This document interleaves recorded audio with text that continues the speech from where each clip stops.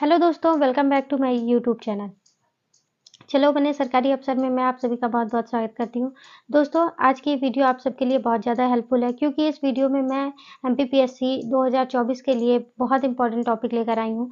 आज तक एमपीपीएससी में एमपी जीके के जो भी प्रीवियस ईयर के क्वेश्चन हैं, जो भी पीएससी में आए हुए क्वेश्चन हैं, मैं उन क्वेश्चंस को इस वीडियो में डिस्कस करूँगी। आई होप ये वीडियो आप सबके लिए बहुत ज़्यादा यूज़फुल होगी और आपको ये पता चलेगा कि हम कितने सारे हमारे क्वेश्चन रिपीट हो जाते हैं।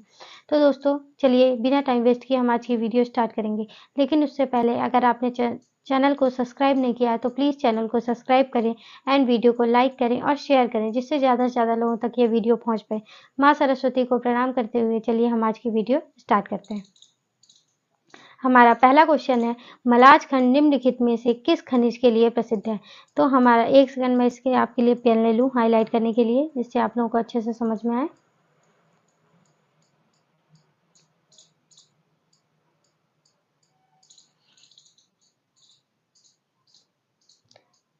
ये हमारा फर्स्ट क्वेश्चन है, मलाज खंड निम्नलिखित में से किस खनिज के लिए प्रसिद्ध है? ऑप्शन है बॉक्साइट, तांबा, डोलोमाइट, चूना पत्थर। इसका सही आंसर जाएगा ऑप्शन नंबर बी तांबा। जो मलाज खंड है, मलाज खंड किसके लिए प्रसिद्ध है? मलाज खंड तांबे के लिए बहुत ज़्यादा प्रसिद्ध है। ये मलाज खंड बालाघाट जिले में आता है। बालाघाट जिले की कौन सी तहसील में आता है? तो ये बालाघाट जिले की बैहर तहसील के अंतर्गत आता है। यहाँ सर्वाधिक मात्रा में तांबा पाया जाता है और यहाँ की जो भूगर्भिक संरचना है वो चिल्पी सीरीज की संरचना है। चिल्पी सीरीज जो भूगर्भिक सीरीज है वो चिल्पी सीरीज पाई जाती है। इसके बाद हमारा नेक्स्ट क्वेश्चन है, बाणसागर परियोजना। जो हमारी बाणसागर परियोजना है, बाणसागर परियोजना किस नदी पर स्थित है? ऑप्शन है केन, बेतवा, सोन, धसान। इसका सही आंसर होगा ऑप्शन नंबर सी सोन। क्योंकि जो बाणसागर परियोजना है वो कहाँ है? शहडोल जिले में देवलोन पर स्थित है। शहडोल जिले के देवलोन पर यह बाणसागर परियोजना है और यह बाणसागर परियोजना एमपी की, यूपी की और बिहार की संयुक्त परियोजना है। इसके बाद हमारा नेक्स्ट क्वेश्चन है, मध्य प्रदेश में गैर परंपरागत ऊर्जा स्रोतों के अंतर्गत सर्वाधिक स्थापित क्षमता निम्न में से किस संसाधन की है? तो मध्य प्रदेश के जो गैर परंपरागत ऊर्जा स्रोत होते हैं, तो सबसे पहले हम ये जान जाते हैं कि हमारे गैर परंपरागत ऊर्जा स्रोत कौन से होते हैं। गैर परंपरागत ऊर्जा स्रोत वे होते हैं जो नई तकनीकों के माध्यम से ऊर्जा का क्या होते हैं? उत्पादन करते हैं। इसके ऑप्शन है पवन ऊर्जा, सौर ऊर्जा, बायोमास या कचरा से ऊर्जा। इसका सही आंसर जाएगा, स्थापित क्षमता ने किस संसाधन की है? इसका सही आंसर जाएगा ऑप्शन नंबर बी सौर ऊर्जा। जो सौर ऊर्जा का उत्पादन है वो 61,660 मेगावाट है। मैं यहाँ लिख नहीं पा रही हूँ क्योंकि मेरे पास अभी आईपैड नहीं है, लेकिन आप लोग ये समझिएगा, अब मैं बोलती हूँ आप लोग लिख लीजिए। 61,660 मेगावाट का उत्पादन सौर ऊर्जा से होता है। पूरे भारत में मध्य प्रदेश में चौथा स्थान आता है। सौर ऊर्जा से उत्पादन के माध्यम में मध्य प्रदेश का कौन सा स्थान है? चौथे नंबर का स्थान है। पवन ऊर्जा से कितना उत्पादन होता है? पवन ऊर्जा से 15,404 मेगावाट का। पवन ऊर्जा से 15,404 मेगावाट का ऊर्जा का उत्पादन किया जाता है और ये पवन ऊर्जा कौन से स्थान पे आता है? मध्य प्रदेश 8वें स्थान पर आता है पवन ऊर्जा उत्पादन में। बायोमास ऊर्जा 1364, ये जो बायोमास है ये 1364 मेगावाट की ऊर्जा उत्पादन करता है और बायोमास में मध्य प्रदेश का जो स्थान आता है वो दूसरे नंबर का स्थान आता है। इसके बाद हमारा नेक्स्ट क्वेश्चन है, मध्य प्रदेश में निम्नलिखित में से किस साधन द्वारा सर्वाधिक सिंचाई होती है?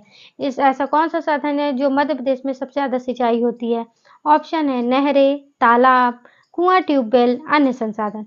इसका सही ऑप्शन जाएगा ऑप्शन नंबर सी कुआं और ट्यूबवेल। मध्य प्रदेश में सबसे ज़्यादा सिंचाई कुआं और ट्यूबवेल के माध्यम से होती है। लगभग 60 to 70%, लगभग 60 से 70% तक जो सिंचाई होती है वो कुएं एवं ट्यूबवेल से होती है।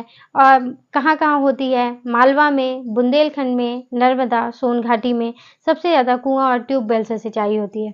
अब इसके बाद आता है तालाब। तालाब से सिंचाई सबसे ज़्यादा कहाँ होती है? तो तालाब से सिंचाई जो होती है वो आपके बालाघाट जिले में सबसे ज़्यादा तालाबों से सिंचाई होती है। इसके बाद हमारा नेक्स्ट क्वेश्चन है, Vindhyachal super thermal power station निम्नलिखित में से किस जिले में स्थापित है? ऑप्शन है शहडोल, बैतूल, उमरिया, सिंगरौली। इसका सही ऑप्शन होगा ऑप्शन नंबर डी, सिंगरौली। यहाँ कितना उत्पादन किया जाता है? 4760 मेगावाट का उत्पादन किया जाता है। 4760 मेगावाट का उत्पादन किया जाता है। किसके सहयोग से? रूस के सहयोग से। इसके बाद हमारा नेक्स्ट क्वेश्चन है, निम्नलिखित में से कौन सा लोक नृत्य निवाड़ी लोक नृत्य से संबंधित नहीं है? इनमें से कौन सा ऐसा लोक नृत्य है जो निवाड़ी लोक नृत्य से संबंधित नहीं है? ऑप्शन है गणगौर, राई, काठी या फिफरिया। इसका सही आंसर होगा ऑप्शन नंबर बी, राई। ये जो राई है ये लोक नृत्य से, निमाड़ी लोक नृत्य से संबंधित नहीं है। राई कहाँ का लोक नृत्य है? राई बुंदेलखंड का लोक नृत्य है। यह हमारा कहाँ का है? यह हमारा बुंदेलखंड का लोक नृत्य है। और ये कब किया जाता है? विवाह या कोई भी शुभ अवसर होते हैं तब राई नृत्य किया जाता है। कौन सी जनजाति करती है? भेड़िया जनजाति द्वारा किया जाता है।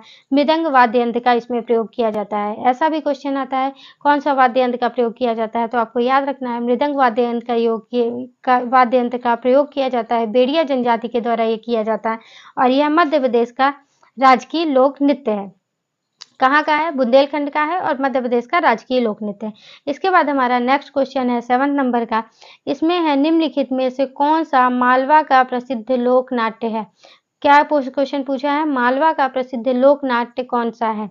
ऑप्शन है Hingola, option B छाहूर, option C मनसुखा और ऑप्शन डी है माच। इसका सही आंसर होगा ऑप्शन नंबर डी, माच। माच जो है वो मालवा अंचल का प्रमुख लोक नाट्य है। आपको याद रखना है माँ से मालवा, माँ से माच। जो माच होता है ये मध्य प्रदेश का क्या है? यह मध्य प्रदेश एमपी का हमारे क्या है? एमपी का लोक नाट्य है। और इसके बाद यह किस उसमें किया जाता है? तो ये मालवी लोक जीवन पर आधारित होता है और इसके प्रमुख कलाकार हैं सिद्धेश्वर सेन और ओम प्रकाश शर्मा। दो इसके प्रमुख कलाकार हैं, एक सिद्धेश्वर सेन है और एक ओम प्रकाश शर्मा इसके प्रमुख कलाकार हैं। इसके बाद हमारा नेक्स्ट क्वेश्चन आता है, बघेलखंड का प्राचीन नाम है। हमें याद रखना है बघेलखंड का प्राचीन नाम क्या है?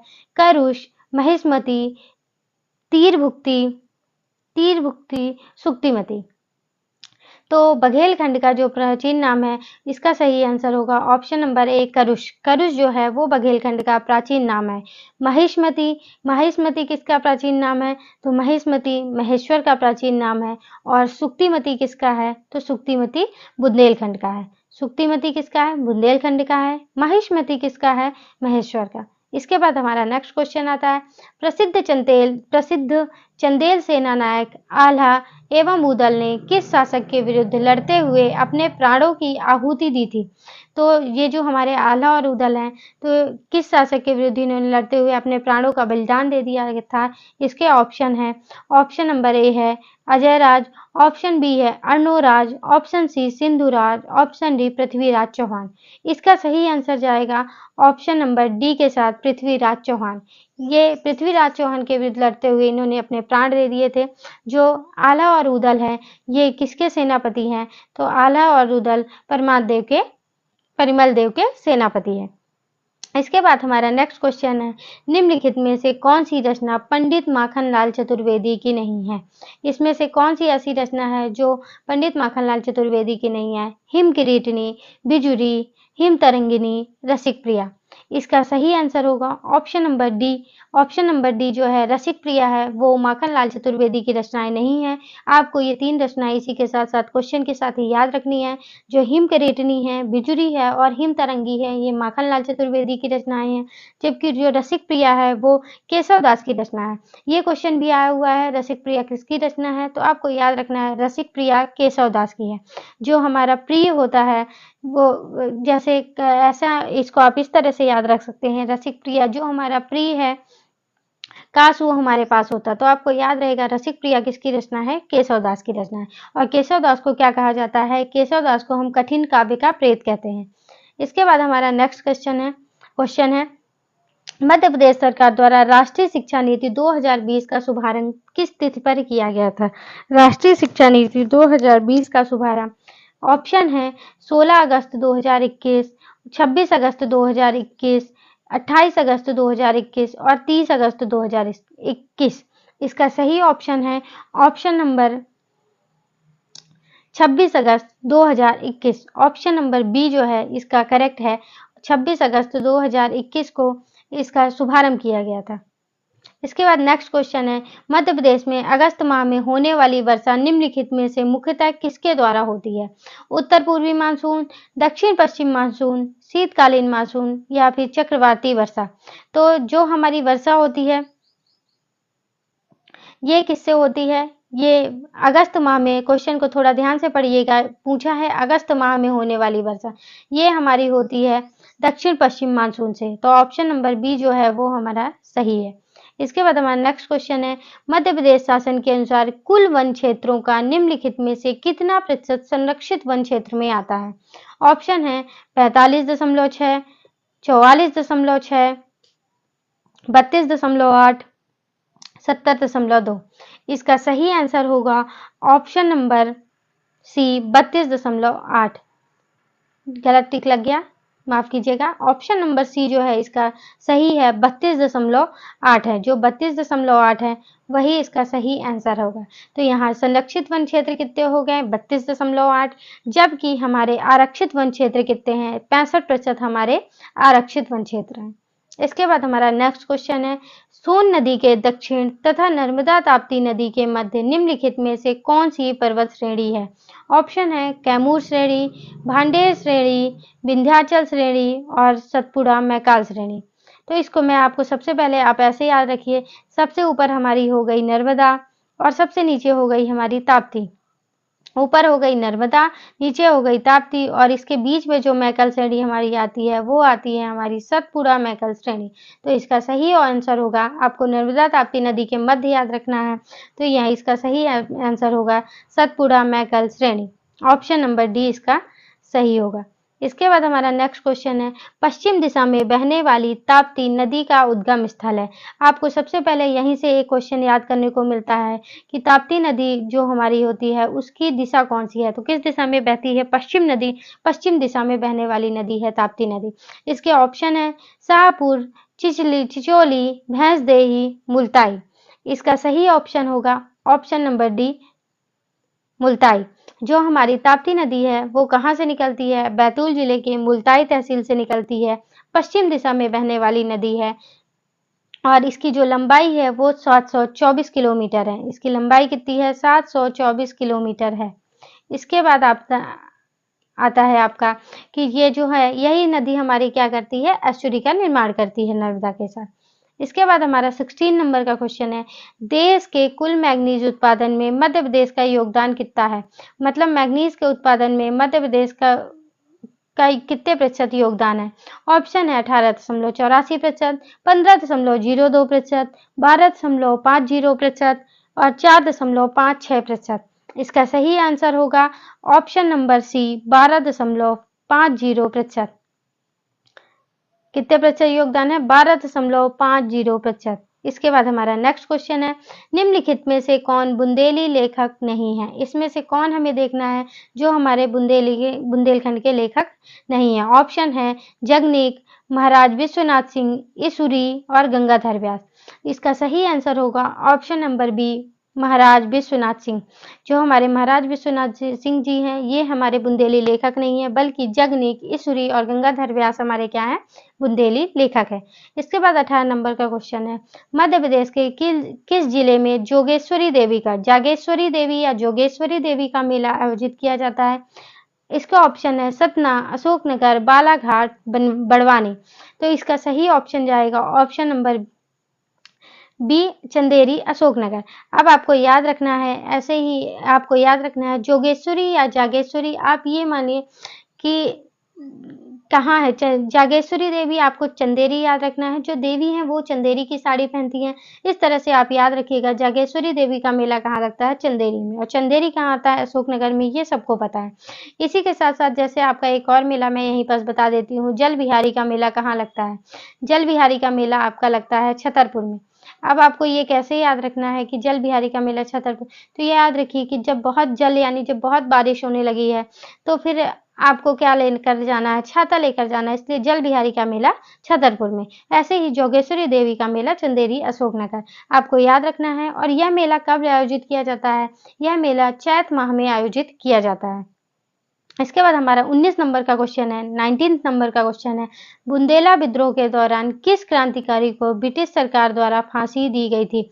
जब बुंदेला विद्रोह हो रहा था तो कौन सा ऐसा क्रांतिकारी था जिसको ब्रिटिश सरकार ने फांसी दे दी थी? तो इसका सही आंसर जाएगा ऑप्शन नंबर भरहुत के मधुकर शाह। भरहुत है या नरहुत है? इसका सही ऑप्शन जाएगा ऑप्शन नंबर ए, नरहुत के मधुकर शाह को। इनको कहाँ फांसी दे गई थी? इनको सागर जिले में फांसी दे दी गई थी। नेक्स्ट क्वेश्चन है, बैगा परंपरा के अनुसार सृष्टि के निर्माता कौन है? बैगा परंपरा के अनुसार बैगा जनजाति के लोग क्या सोचते हैं कि जो ये सृष्टि है हमारी, उसका निर्माण किसने किया है? ऑप्शन है ठाकुर देव, इंद्रदेव, अग्निदेव, सोमदेव। तो बैगा जनजाति के लोगों के प्रमुख देवता है ठाकुर देव। ऑप्शन नंबर ए इसका सही है और उनको ऐसा लगता है कि सृष्टि का निर्माता ठाकुर देव ही है। इसके बाद हमारा 21 नंबर का क्वेश्चन है, प्रसिद्ध कलाकार अन्ना साहब रघुनाथ फड़के, ये याद रखिएगा, अन्ना साहब रघुनाथ के फड़के निम्न में से किस कला से संबंधित है? ऑप्शन है मूर्ति कला, नृत्य कला, संगीत कला, चित्रकला। इसका सही ऑप्शन होगा ऑप्शन नंबर ए, मूर्ति कला। इसी के नाम पर एक फड़के स्टूडियो है, जो फड़के स्टूडियो कहाँ है? वो धार जिले में आपका बना हुआ है। फड़के स्टूडियो कहाँ है? धार जिले में। 22 नंबर का क्वेश्चन है, 22 नंबर का क्वेश्चन है, मध्य प्रदेश में पंचायती राज व्यवस्था कितने स्तर की है? ऑप्शन है आपके 2 स्तरीय, 3 स्तरीय, 4 स्तरीय, इनमें से कोई नहीं। इसका सही आंसर होगा ऑप्शन नंबर बी, 3 स्तरीय। जो हमारी पंचायती राज व्यवस्था है वो 3 स्तरीय है। कौन कौन से स्तरीय है? सबसे ऊपर हो गया जिला पंचायत, उसके बाद हो गया जनपद पंचायत और सबसे नीचे हो गया हमारा ग्राम पंचायत। तो ये हमारी कैसी व्यवस्था है? त्रिस्तरीय व्यवस्था है। इसके बाद आता है वन स्टॉप सेंटर सखी योजना संबंधित है। ये जो आपकी वन स्टॉप सेंटर सखी योजना चालू की गई है, तो ये किसके लिए चालू की गई है? ये हिंसा पीड़ित महिलाओं को सुविधा उपलब्ध कराने के लिए। जो घरेलू हिंसा या किसी भी हिंसा से पीड़ित महिलाएं हैं, उनको सुविधा उपलब्ध कराने के लिए वन स्टॉप सेंटर या सखी योजना चालू की गई है। इसके बाद 24 नंबर का क्वेश्चन है, मध्य प्रदेश का सबसे कम जनसंख्या वाला जिला है? ऑप्शन है झाबुआ, मंडला, डिंडोरी, सीधी। इसका सही आंसर जाएगा ऑप्शन नंबर सी, डिंडोरी। जो सबसे कम जनसंख्या घनत्व कहाँ है? डिंडोरी जिले में। 1 किलोमीटर पर यहाँ कितने लोग रहते हैं? 1 किलोमीटर पर यहाँ 94 लोग रहते हैं। और जबकि सर्वाधिक जनसंख्या घनत्व कहाँ है? सर्वाधिक जनसंख्या घनत्व है भोपाल में। यहाँ कितने लोग रहते हैं? 1 किलोमीटर पर 855 लोग रहते हैं। इसके बाद हमारा नेक्स्ट क्वेश्चन है, मध्य प्रदेश में निम्नलिखित जिलों को लिंगानुपात के अनुसार घटते क्रम में व्यवस्थित कीजिए तथा दिए गए कूट से सही उत्तर चुनिए। इसमें हमको इनका क्रम याद रखना है। कौन सा क्रम करना है? घटते क्रम में व्यवस्थित करना है। तो ऑप्शन है मंडला, डिंडोरी, अलीराजपुर, बालाघाट। तो इसका सही आंसर होगा 25 नंबर का ऑप्शन नंबर बी, 4 3 1 4 3 2 1 4 3 1 2। इसका जो सही आंसर होगा ऑप्शन नंबर बी होगा। ऑप्शन नंबर बी इसका सही आंसर है। इसमें है जैसे कितनी है लिंगानुपात के अनुसार घटते क्रम में रखना है, तो मंडला का सबसे पहले हम आते हैं बालाघाट में। बालाघाट का लिंगानुपात कितना है? बालाघाट का लिंगानुपात है 1021। अलीराजपुर का है 1011। डिंडोरी का कितना लिंगानुपात है? 1002 है। और इसके बाद मंडला का 1008 है। इसके बाद हमारा नेक्स्ट क्वेश्चन है 26 नंबर का, मध्य प्रदेश सरकार द्वारा लाडली लक्ष्मी योजना कब प्रारंभ की गई थी? ये लाडली लक्ष्मी योजना किसने प्रारंभ की है? लाडली लक्ष्मी योजना का प्रारंभ मध्य प्रदेश सरकार ने किया है। ऑप्शन है 1 अप्रैल 2006, 1 अप्रैल 2007, 1 अप्रैल 2008 और 1 जुलाई 2006। तो इस क्वेश्चन का सही आंसर होगा 1 अप्रैल 2007। ऑप्शन नंबर बी क्या है इसका सही है। लाडली लक्ष्मी योजना कब चालू की गई है? 1 अप्रैल 2007 को। इसके बाद हमारा 27 नंबर का क्वेश्चन है, मध्य प्रदेश में मुख्यमंत्री महिला सशक्तिकरण योजना कब आरंभ की गई है? अप्रैल 2012, जुलाई 2012, सितंबर 2013, नवंबर 2013। इसका सही आंसर होगा सितंबर 2013। ऑप्शन नंबर सी क्या है इसका करेक्ट है। 28 नंबर का क्वेश्चन है, मध्य प्रदेश के वर्तमान राज्यपाल श्री मंगू भाई छगनलाल पटेल ने किस तिथि से पदभार संभाला है? इसका सही ऑप्शन है 8 जुलाई 2021। ये उस टाइम पे आया हुआ क्वेश्चन है, तो ये याद रखना है कि आपको उन्होंने कब संभाला था, 8 जुलाई 2021 को। ऐसे ही आपको याद रखना है कि अभी जो हमारे राज्यपाल हैं उन्होंने कब से अपना पदभार संभाला है। ये आप मुझे कमेंट करके बताइएगा। इसके बाद हमारा 29 क्वेश्चन का क्वेश्चन है, ज्योतिर्लिंग ममलेश्वर किस प्रसिद्ध स्थान में स्थित है? तो ममलेश्वर कहाँ है? इसका ऑप्शन है मंदसौर, ओमकारेश्वर, कपिलधारा, उज्जैन। उज्जैन में कौन है? हमारे महाकालेश्वर जी हैं। और ये ममलेश्वर कहाँ है? ममलेश्वर है ओमकारेश्वर में। Option number B Omkareshwar. Omkareshwar कहाँ है? खंडवा जिले में है। कौन सी नदी के किनारे है? नर्मदा नदी के किनारे है। आपको याद रखना है कौन सी नदी किनारे? नर्मदा नदी किनारे। इसके बाद हमारा 30 नंबर का क्वेश्चन है, मुख्यमंत्री कृषक उद्यमी योजना कब प्रारंभ की गई थी? तो 2018-19 से हमारी ये मुख्यमंत्री कृषक उद्यमी योजना का शुभारंभ किया गया था। ऑप्शन नंबर सी क्या है इसका सही है। 2018-19 से ये प्रारंभ की गई थी। हमने 30 क्वेश्चन डिस्कस किए थे, उसी के आगे 31 क्वेश्चन है, ठीक है ना। और इस स्लाइड के इस वीडियो का पहला क्वेश्चन है और उसका 31 क्वेश्चन है। मैं पेन ले लेती हूँ 1 मिनट।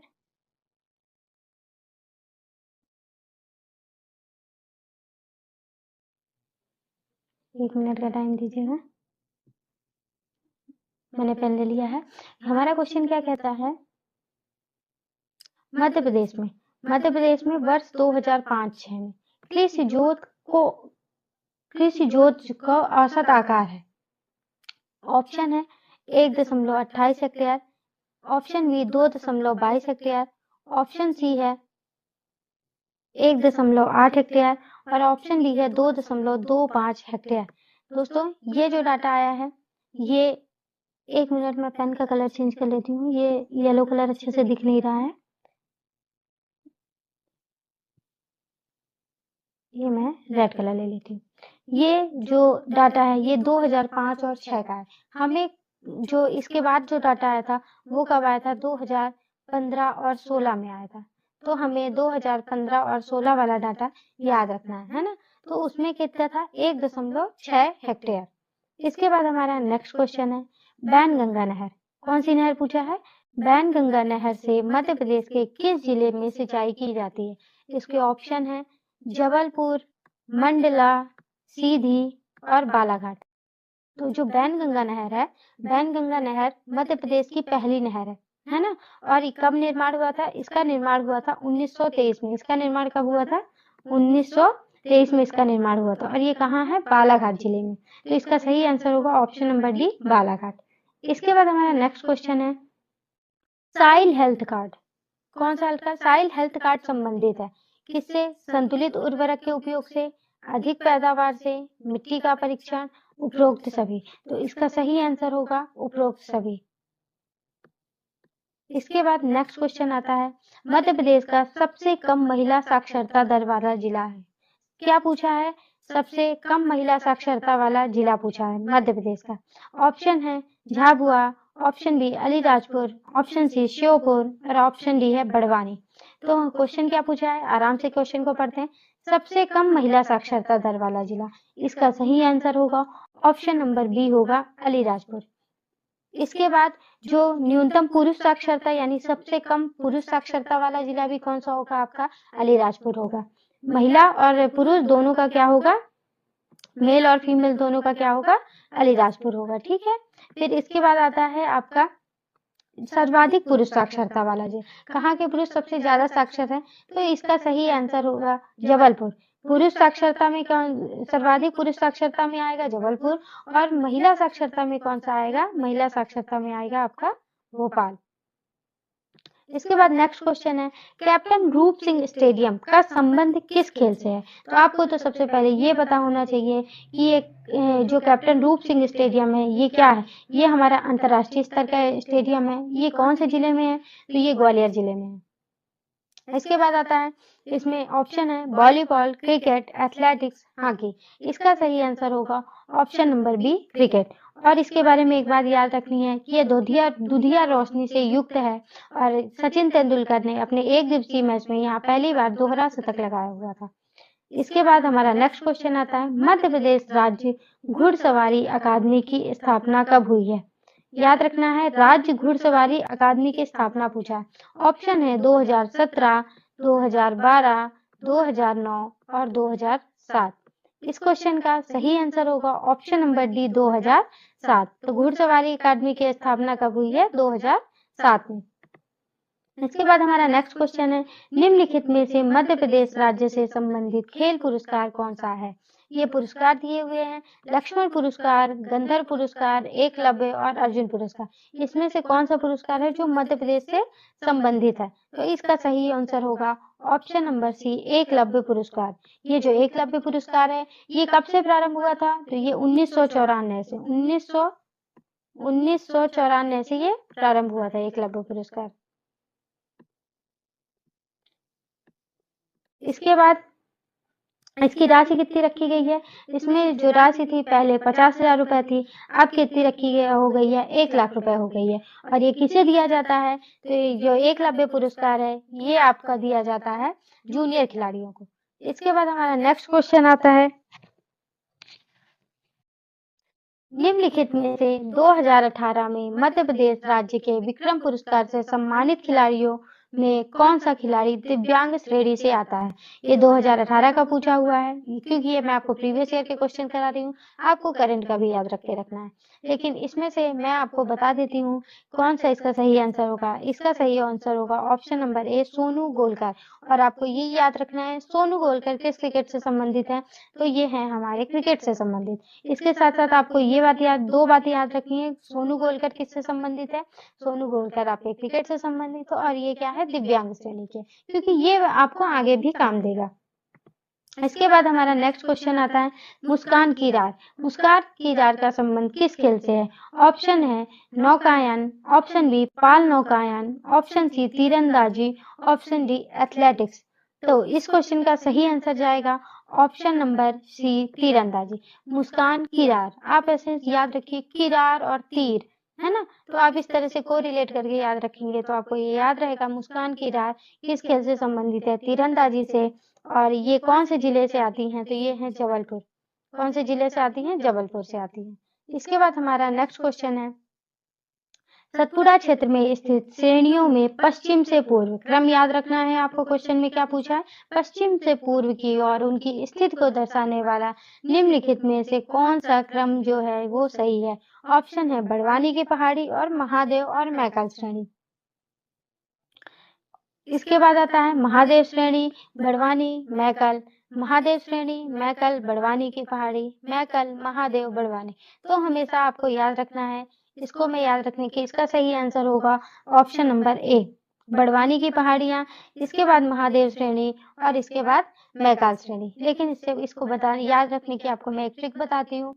आपको याद रखना है जो सबसे छोटा है एम, वो 3 अक्षर वाला है, तो वो मैकाल हो जाएगा। इसके बाद आ जाएगा महादेव और महादेव के बाद आ जाएगा बड़वानी। आपको याद रखना है 2 एम में ही कंफ्यूजन होगा कि पहले मैकाल था कि महादेव। तो आपको पहले याद रखना है जो सबसे पूर्वी वाला है वहाँ 3 अक्षर है, उसके बाद 4 अक्षर का है, फिर है हमारा बड़वानी की पहाड़ियाँ।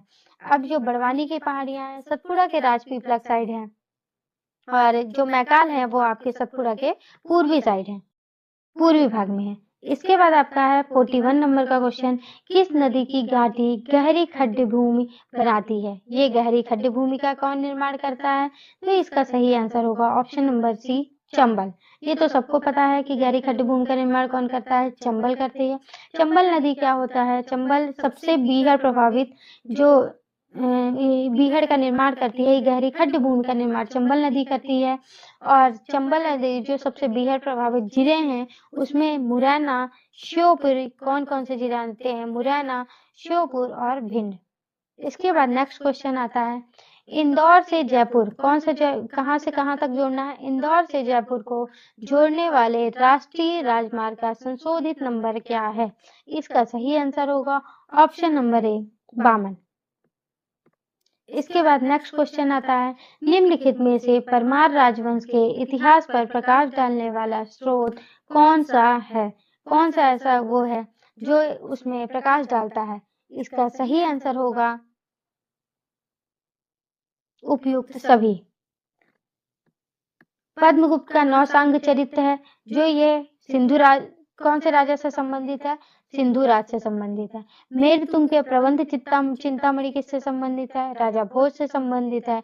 उदयपुर प्रशस्ति भी किससे संबंधित है? आपकी राजा भोज से संबंधित है।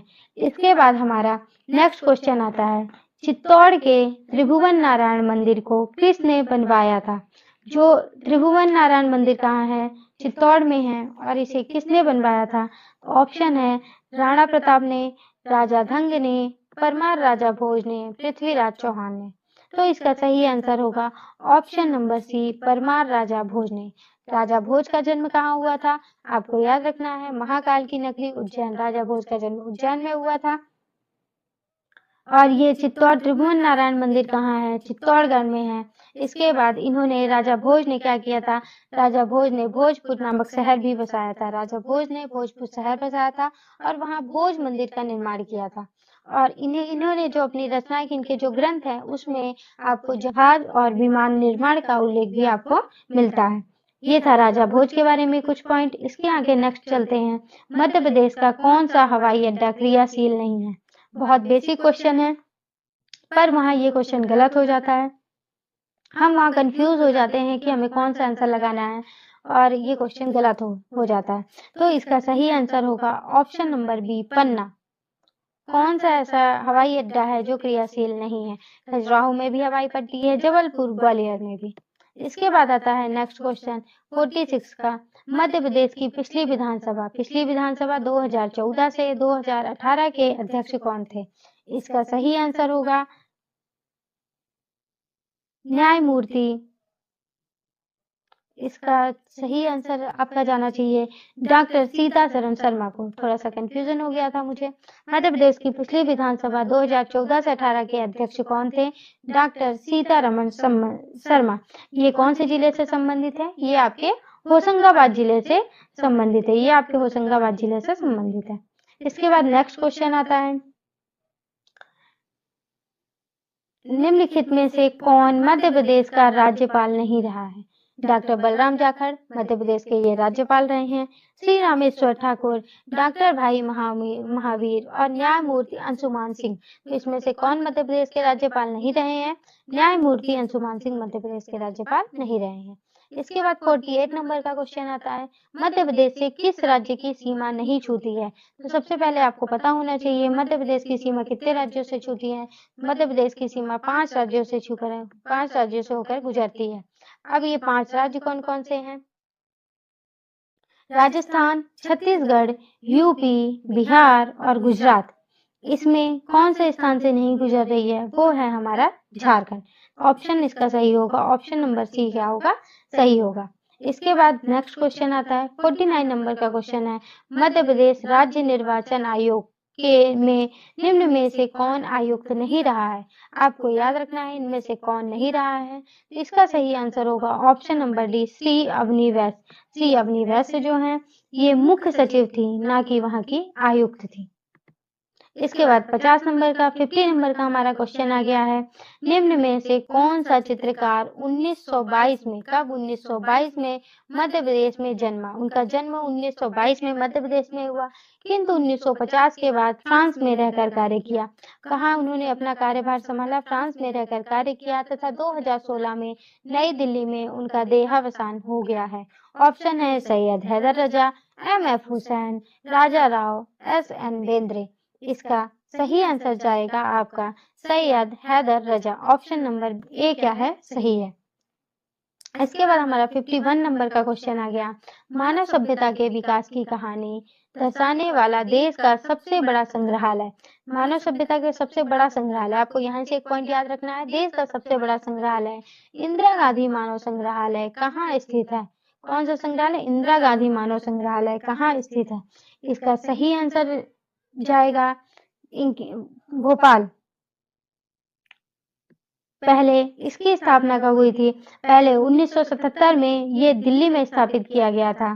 सन याद रखना है 1977 में। ये कहाँ स्थित है? भोपाल में। इसके बाद मध्य प्रदेश वित्त निगम का मुख्यालय कहाँ है? आपको पता होना चाहिए, बहुत ही आसान क्वेश्चन है। इसका मुख्यालय कहाँ है? हमारा इंदौर में है। बस इसकी स्थापना कब हुई थी? इसकी स्थापना हुई थी 1955 में। 1955 में वित्त निगम की स्थापना 1955 में हुई थी। इसके बाद नेक्स्ट क्वेश्चन आता है 53 नंबर का क्वेश्चन है।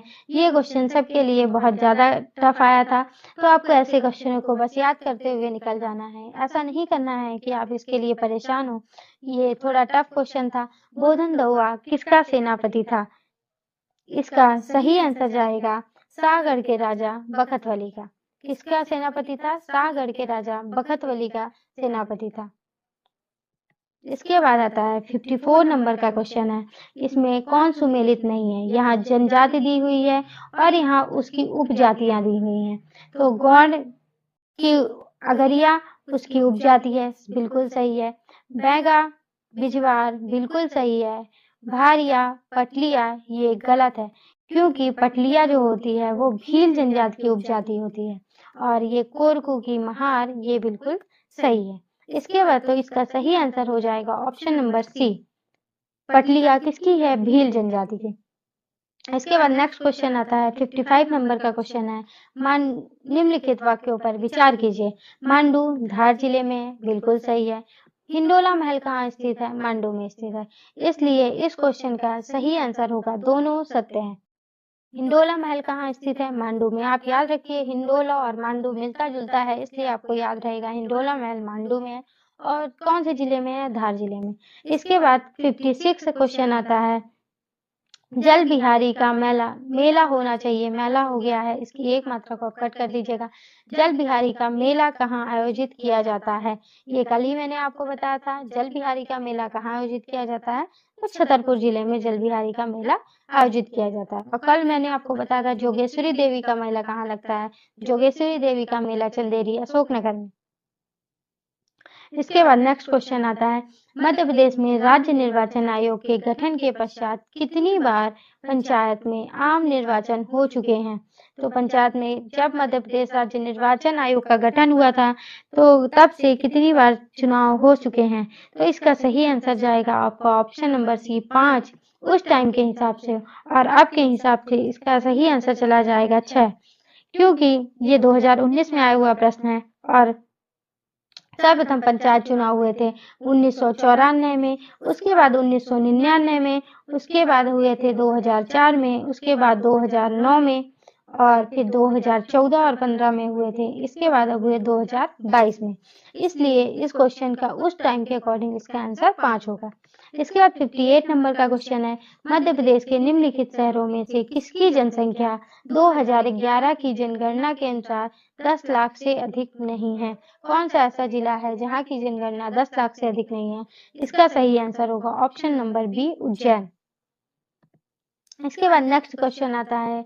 मध्य प्रदेश में गरीब परिवारों की विवाह योग्य कन्याओं की आर्थिक सहायता हेतु लागू मुख्यमंत्री कन्यादान योजना, ये मुख्यमंत्री कन्यादान योजना जो चालू की गई थी, उसकी राशि को 2019 में बढ़ाकर कितनी कर दी गई है? पहले इसकी राशि होती उससे बढ़ा दी गई है, और इसका सही आंसर होगा आपका ऑप्शन नंबर सी 51,000 रुपए। इसकी राशि को अब कितना बढ़ाकर 51,000 रुपए कर दिया गया। इसके बाद हमारा 60 नंबर का क्वेश्चन है। 1857 के प्रथम स्वतंत्रता संग्राम में 1857 में प्रथम स्वतंत्रता संग्राम में भोपाल के किस वीर ने बहादुरीपूर्ण मुख्य संघर्ष कर बलिदान दिया था, अपना बलिदान दे दिया था? इसके ऑप्शन है फौजिल मोहम्मद खान, शेख रमजान, दोस्त मोहम्मद खान, हबीबुल्लाह खान। इसका सही आंसर होगा आपका ऑप्शन नंबर ए फाजिल मोहम्मद खान। इन्होंने अपना बलिदान दे दिया था। ये शेख रमजान जो हैं आपके, ये कहाँ कौन से जिले में? सागर जिले में। फाजिल मोहम्मद खान ने भोपाल जिले में बादमुख संघर्ष कर अपना बलिदान दे दिया था। हमारा 61 का क्वेश्चन है, रेशम बुनकरों की श्रेणी की जानकारी। 1 मिनट में पेन ले लेती हूँ।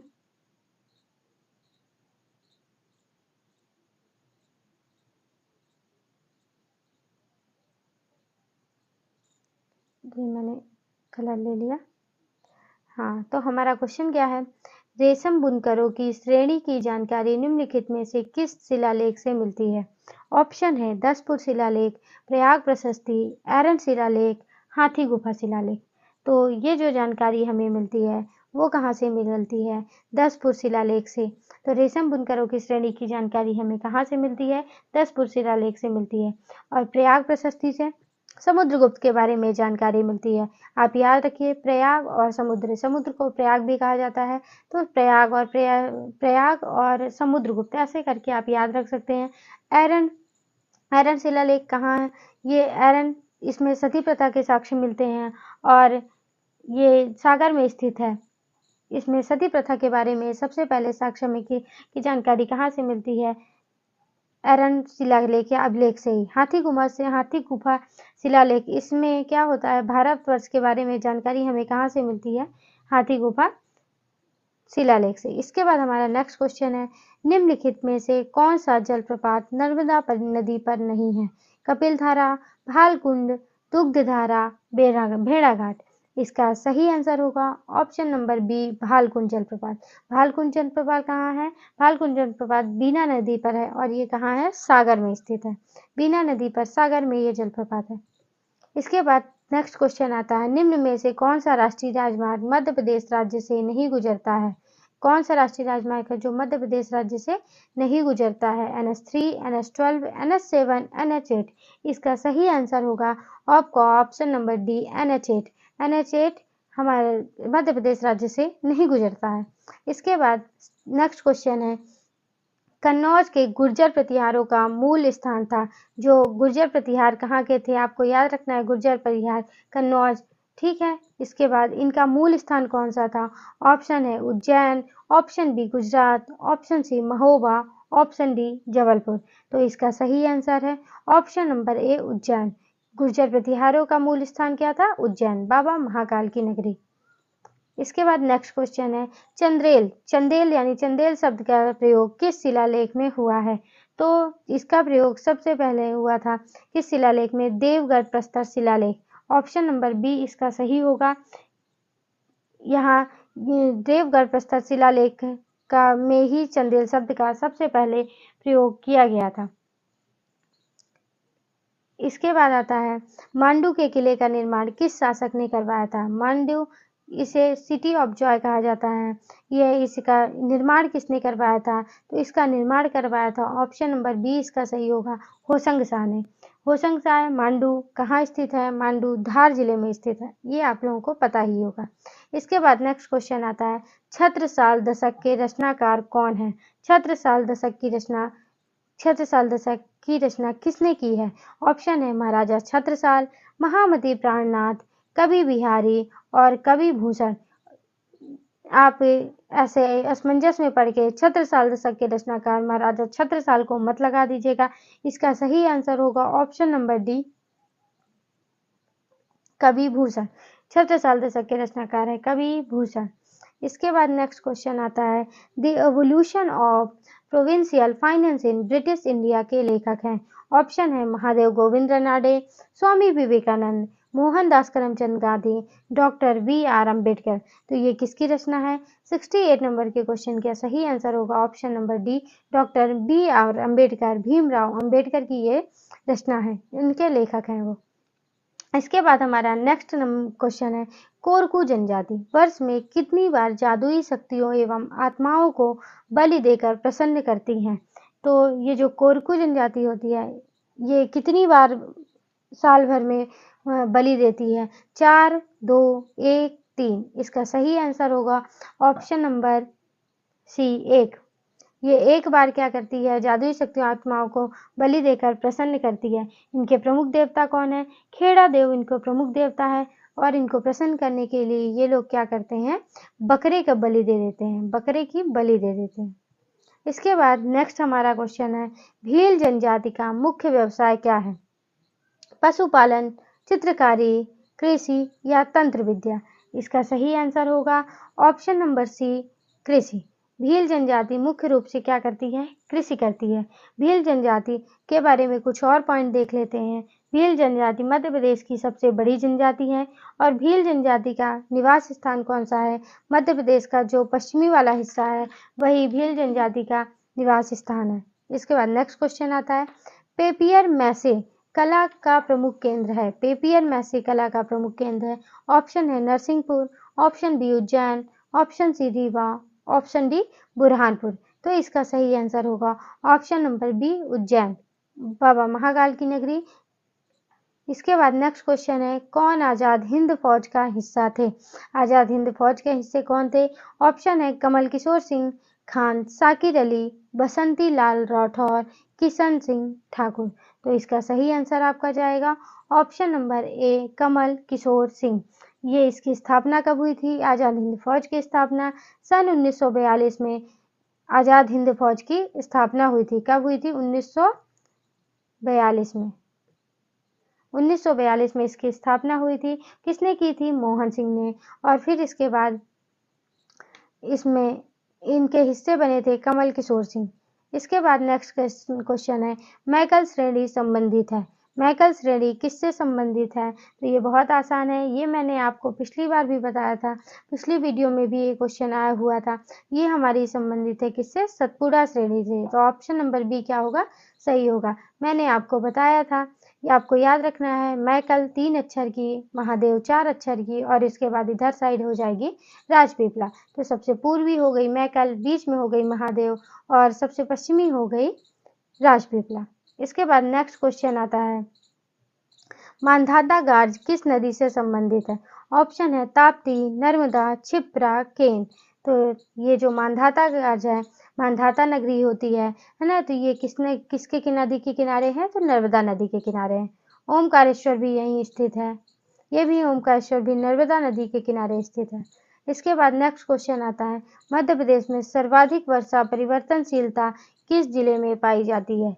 वर्षा परिवर्तनशीलता से मतलब ये होता है कि जहाँ कम बारिश हो रही है तो वहाँ और कम बारिश हुई, या तो वहाँ वर्षा में परिवर्तन देखने को मिलता है। तो ये सबसे ज़्यादा आपके होती है कहाँ पास? ऑप्शन नंबर डी सही होगा इसका, सतना। सतना जिले में सबसे ज़्यादा वर्षा परिवर्तन देखा जाता है क्योंकि यहाँ विषम जलवायु पाई जाती है और यहाँ वर्षा कम होगी। जहाँ वर्षा कम होगी वही वर्षा की परिवर्तनशीलता होती है और सतना जिले में क्या होते हैं? विषम जलवायु पाई जाती है। इसके बाद नेक्स्ट क्वेश्चन आता है, बिजरी झगराखंड खान किस कोयला क्षेत्र से संबंधित है? बिजरी ये आपका सिंगरौली जिले में आता है। बिजरी और आपका हो गया क्या झगड़दा, यही जो झगराखंड है, झगड़दा इसको कहते हैं, और कुछ बैढ़न, ये सब आपके सिंगरौली कोयला क्षेत्र से संबंधित है। इसका सही आंसर होगा ऑप्शन नंबर ए, सिंगरौली कोयला क्षेत्र। इसके बाद आता है नेक्स्ट क्वेश्चन आता है, मध्य प्रदेश के किस पेटी में सर्वाधिक मैंगनीज भंडारण है? ऑप्शन है बालाघाट, छिंदवाड़ा, विदिशा, होशंगाबाद, सीधी, सिंगरौली। ऑप्शन डी है मंडला, डिंडोरी। इसका सही आंसर जाएगा आपका ऑप्शन नंबर ए, बालाघाट, छिंदवाड़ा। यहाँ सबसे पहले आपको यहाँ पता होना चाहिए यहाँ कौन सी युग की चट्टानें पाई जाती है। तो यहाँ धारवाड़ युग की चट्टानें पाई जाती हैं। और जो बालाघाट है, बालाघाट में कौन सी सीरीज पाई जाती है? बालाघाट में चिल्पी सीरीज पाई जाती है। इसके बाद जो धारवाड़ है वहाँ हमारी कौन सी सीरीज पाई जाती है? छिंदवाड़ा में संसद सीरीज पाई जाती है और बालाघाट में चिल्पी सीरीज पाई जाती है। तो ये ऑप्शन नंबर ए इसका सही होगा। इसके बाद नेक्स्ट है, गांधी सागर बांध स्थित है। गांधी सागर बांध कौन सी नदी पर स्थित है? तो ये इसका सही आंसर होगा ऑप्शन नंबर डी, चंबल नदी पर। गांधी जी बहुत बलशाली थे, आपको ऐसे याद रखना होगा। तो गांधी सागर बांध स्थित है कौन सी नदी पर? चंबल नदी पर। यह क्या है? पहली नदी घाटी परियोजना है, यह पहली नदी घाटी परियोजना है। कब इसका प्रारंभ हुआ था? सन 1953 में इसका प्रारंभ हुआ था। इसके बाद ये मध्य प्रदेश और राजस्थान की संयुक्त परियोजना है। कौन कौन से राज्य की है? तो ये है एमपी की और राजस्थान की। मध्य प्रदेश और राजस्थान की ये संयुक्त परियोजना है, चंबल नदी पर बनाई गई है और यह बांध कहाँ स्थित है? गांधी सागर बांध मंदसौर जिले में है। आपको याद रखना है, गांधी जी थोड़ा मंद मंद चलते थे और इस तरह करके आप कोरिलेट करके याद कर सकते हैं कि गांधी सागर बांध मंदसौर जिले में है और कौन सी नदी पर है? चंबल नदी पर। इसके बाद नेक्स्ट क्वेश्चन आता है, एशिया का सबसे बड़ा सौर ऊर्जा केंद्र किस स्थान पर है? एशिया का सबसे बड़ा सौर ऊर्जा केंद्र किस स्थान पर है? ऑप्शन है मऊगंज, जनकपुर, गुड़, गोविंदगढ़। तो जो इसका सही आंसर होगा ऑप्शन नंबर सी, गुड़। गुड़ कहाँ है? गुड़ आपका रीवा जिले के पास पड़ता है। यहाँ सबसे बड़ा सौर ऊर्जा केंद्र विकसित किया गया है। यह किसकी? रिलायंस कंपनी द्वारा निजी क्षेत्र का है और कितने मेगावाट का है? 750 मेगावाट का। इसके बाद आता है नेक्स्ट क्वेश्चन, रानी अवंतीबाई परियोजना किस नदी पर बनाई गई है? तो रानी अवंतीबाई परियोजना ऑप्शन सी इसका सही होगा, नर्मदा नदी पर बनाई गई है। नर्मदा की सहायक नदी नर्मदा नदी पर बनाई गई है और ये बरगी बांध है वो कहाँ है? जबलपुर में। इसे बरगी परियोजना भी शायद कहा जाता है और ये कहाँ है? जबलपुर में। बघेलखंड में मुख्यतः कौन सी मिट्टी पाई जाती है? बघेलखंड में कौन सी मिट्टी पाई जाती है? लाल तथा पीली मिट्टी, काली तथा लाल मिट्टी, जलोढ़ मिट्टी, काली मिट्टी। तो इसका सही आंसर होगा ऑप्शन नंबर ए, लाल तथा पीली मिट्टी बघेलखंड में पाई जाती है। और लाल और पीली मिट्टी क्या होती है? चावल के उत्पादन के लिए सबसे अच्छी मिट्टी पाई जाती है। काली मिट्टी कपास के उत्पादन के लिए, काली मिट्टी को कपासी मिट्टी भी कहा जाता है और ये सबसे ज़्यादा कहाँ पाई जाती है? मालवा अंचल में। इसके बाद नेक्स्ट क्वेश्चन आता है, मध्य प्रदेश में पंचायत राज एवं ग्राम स्वराज अधिनियम 1993 को राज्यपाल की सहमति कब प्राप्त हुई थी? ऑप्शन है 24 दिसंबर 1993, ऑप्शन बी है 26 जनवरी 1993, ऑप्शन डी 24 जनवरी 1994 और ऑप्शन डी है 26 जनवरी 1994। तो इसका सही आंसर होगा ऑप्शन नंबर सी, 24 जनवरी 1994। तो राज्यपाल की सहमति कब प्राप्त हुई थी?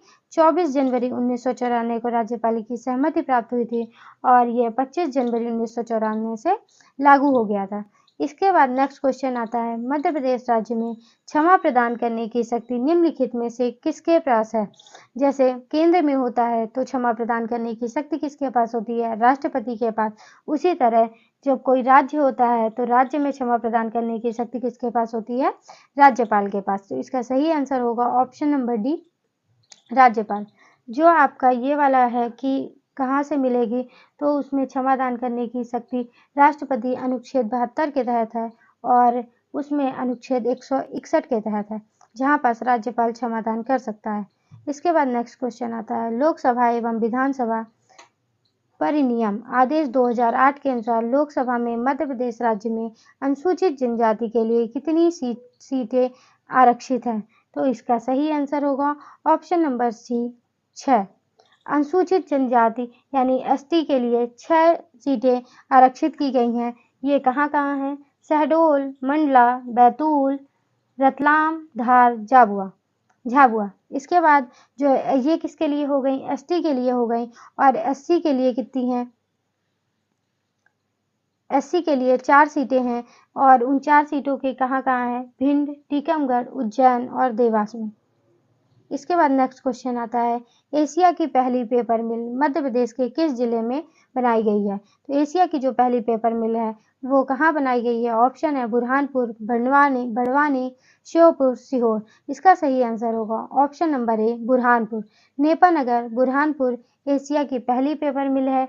ये इसकी स्थापना कब हुई थी? 1953 में और यहीं चांदनी ताप विद्युत गृह स्थापित किया गया था ऊर्जा के लिए। ये कहाँ है? नेपानगर, बुरहानपुर में है। इसके बाद नेक्स्ट क्वेश्चन आता है, वर्तमान में मध्य प्रदेश में कितने ग्राम न्यायालय काम कर रहे हैं? अभी हमारे मध्य प्रदेश में कितने ग्राम न्यायालय कर रहे हैं? ये जब क्वेश्चन आया था उस टाइम का इस वाले क्वेश्चन का सही आंसर था 89। तो कितने ग्राम न्यायालय कार्य कर रहे हैं? 89, 89। इसके बाद नेक्स्ट क्वेश्चन आता है, मध्य प्रदेश में कुल कितनी अनुसूचित जनजातियां निवास करती हैं? तो ये ऑप्शन है 46, 47, 48, 49। तो ये जब क्वेश्चन आया था उस समय मध्य प्रदेश में कितनी अनुसूचित जातियां निवास करती थी? तो 46 अनुसूचित जातियां ऐसी थी जो मध्य प्रदेश में निवास करती थी। लेकिन ये उस टाइम की बात है और अभी क्या हुआ है, 2003 में एक अधिसूचना जारी की गई है और 2003 की अधिसूचना के बाद क्या कर दिया गया है कि 3 जनजातियों को बाहर कर दिया गया है। कौन-कौन सी हैं? एक है मीणा और एक है कीर और एक जनजाति है पारधी। इन जनजातियों को जनजाति की श्रेणी से बाहर कर दिया गया है। इसलिए वर्तमान में कितनी अनुसूचित जनजातियां निवास करती हैं? 43। नेक्स्ट है भारतीय रेलवे द्वारा भारतीय रेल स्टेशन विकास लिमिटेड, क्या है? भारतीय रेल स्टेशन विकास लिमिटेड को पुनर्विकास के लिए कुल कितने स्टेशन आवंटित किए गए हैं? इसका सही आंसर होगा कितने स्टेशन किए गए हैं? इस क्वेश्चन का सही आंसर है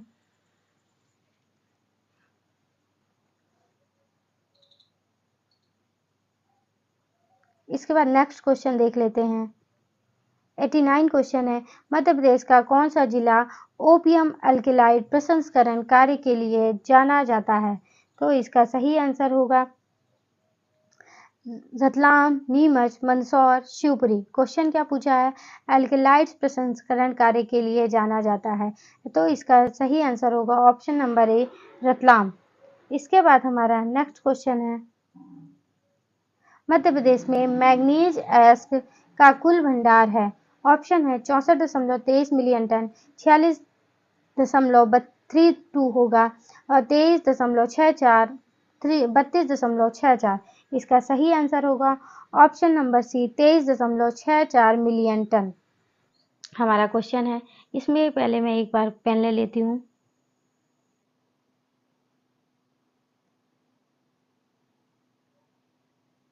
हमारा क्वेश्चन है, मध्य प्रदेश में ग्रामीण दीनदयाल अंत्योदय योजना का मुख्य उद्देश्य क्या है? कौन सी योजना पूछा है? ग्रामीण दीनदयाल अंत्योदय योजना। क्या उद्देश्य है? सभी बेघर परिवारों को घर उपलब्ध कराना, राज्य के सभी ग्रामीण बच्चों एवं महिलाओं को सुरक्षा प्रदान करना, पिछड़ी हुई जाति एवं अल्पसंख्यकों को मुफ्त प्रशिक्षण देना, ग्रामीण क्षेत्रों में रोजगार का सृजन एवं निर्धनता का उन्मूलन करना। इसका सही आंसर होगा कि ऑप्शन नंबर डी, ग्रामीण क्षेत्रों को क्या करना कि रोजगार का सृजन कराना और निर्धनता का उन्मूलन करना। इसके लिए ये ग्रामीण दीनदयाल अंत्योदय योजना चलाई गई थी। दोस्तों, आपसे ये कहना चाहूँगी कि किसी भी योजना को पढ़िए तो उसका सन भी याद करिएगा और उसका उद्देश्य भी याद करिएगा। इसके बाद चलते हैं नेक्स्ट क्वेश्चन की तरफ। हमारा नेक्स्ट क्वेश्चन है, प्रदेश के छात्रों को गुणवत्तापूर्ण शिक्षा प्रदान करने के लिए मध्य प्रदेश में सीएम राइज योजना का प्रारंभ कब किया गया था? सीएम राइज ये जो सीएम राइज योजना है ये स्कूलों के लिए है कि इसलिए क्योंकि जो स्कूलें हैं वो हिंदी मीडियम बस में सरकारी स्कूल रहती है तो उनको इंग्लिश मीडियम में भी किया गया। इसके लिए सीएम राइज स्कूलें खोली गई। ये शिवराज सिंह चौहान जी का सपना था कि मध्य प्रदेश में हिंदी और अंग्रेजी दोनों माध्यम के स्कूल होने चाहिए गवर्नमेंट। इसके ऑप्शन है 21 जून 2022, 12 जून 2020, 12 जून 2021 और 21 जून 2021। इसका सही आंसर होगा 12 जून 2021, ऑप्शन नंबर सी। इसका सही आंसर होगा ऑप्शन नंबर सी 12 जून 2021। इसके बाद नेक्स्ट क्वेश्चन आता है, मध्य प्रदेश सरकार की मुख्यमंत्री उद्यम क्रांति योजना। कौन सी योजना पूछा है? मुख्यमंत्री उद्यम क्रांति योजना। उद्यम क्रांति योजना में शिक्षित युवाओं को स्वयं का उद्यम स्थापित करने के लिए निम्न में से कौन सा कथन सही नहीं है? कौन सा ऐसा कथन है जो स्वयं के लिए कि ये लोग उद्यम स्थापित करना चाहते हैं और स्वयं का उद्यम स्वरोजगार स्थापित करने के लिए इनमें से कौन सा कथन सही नहीं है? हमें याद रखना है, सही है नहीं पूछा है, कौन सा कथन सही नहीं है, नहीं को याद रखना है। हमेशा नहीं दिखे आपको तो उसको अंडरलाइन कर लिया करिए।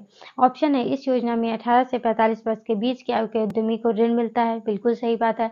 इस योजना में उद्यमी की न्यूनतम शिक्षा 10वीं उत्तीर्ण होनी चाहिए। जी नहीं, इस योजना में उद्यमी की न्यूनतम शिक्षा जो होती है, यही वाला हमारा ऑप्शन गलत है क्योंकि जो न्यूनतम शिक्षा होनी चाहिए वो 8वीं होनी चाहिए, ना कि 10वीं होनी चाहिए। वार्षिक आय 12 लाख से अधिक नहीं होनी चाहिए, बिल्कुल सही है। उद्यमी को बैंक में कुछ गिरवी नहीं रखना है, जी बिल्कुल सही है। इसके बाद नेक्स्ट क्वेश्चन आता है, निम्नलिखित में से मध्य प्रदेश के किस विभाग से मुख्यमंत्री कल्याणी विवाह सहायता योजना संचालित होती है? क्या क्वेश्चन आया है? मुख्यमंत्री कल्याणी विवाह, यहाँ कौन सी योजना के बारे में बात की गई है? मुख्यमंत्री कल्याणी विवाह सहायता योजना संचालित है।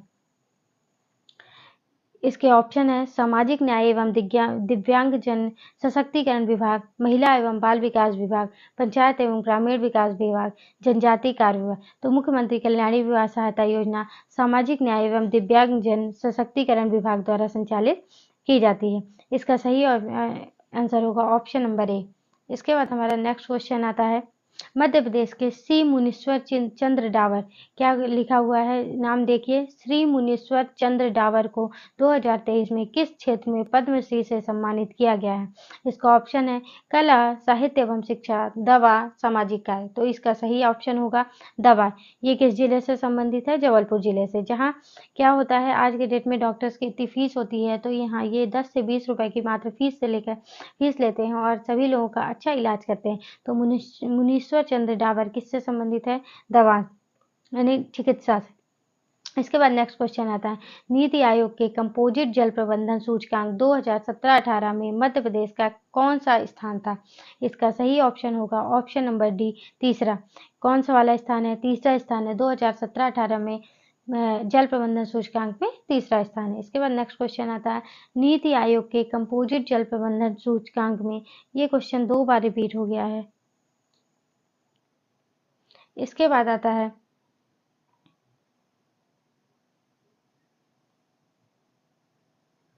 ध्यानचंद के द्वारा, ये क्वेश्चन, एक सेकंड थोड़ा सा वेट करिएगा।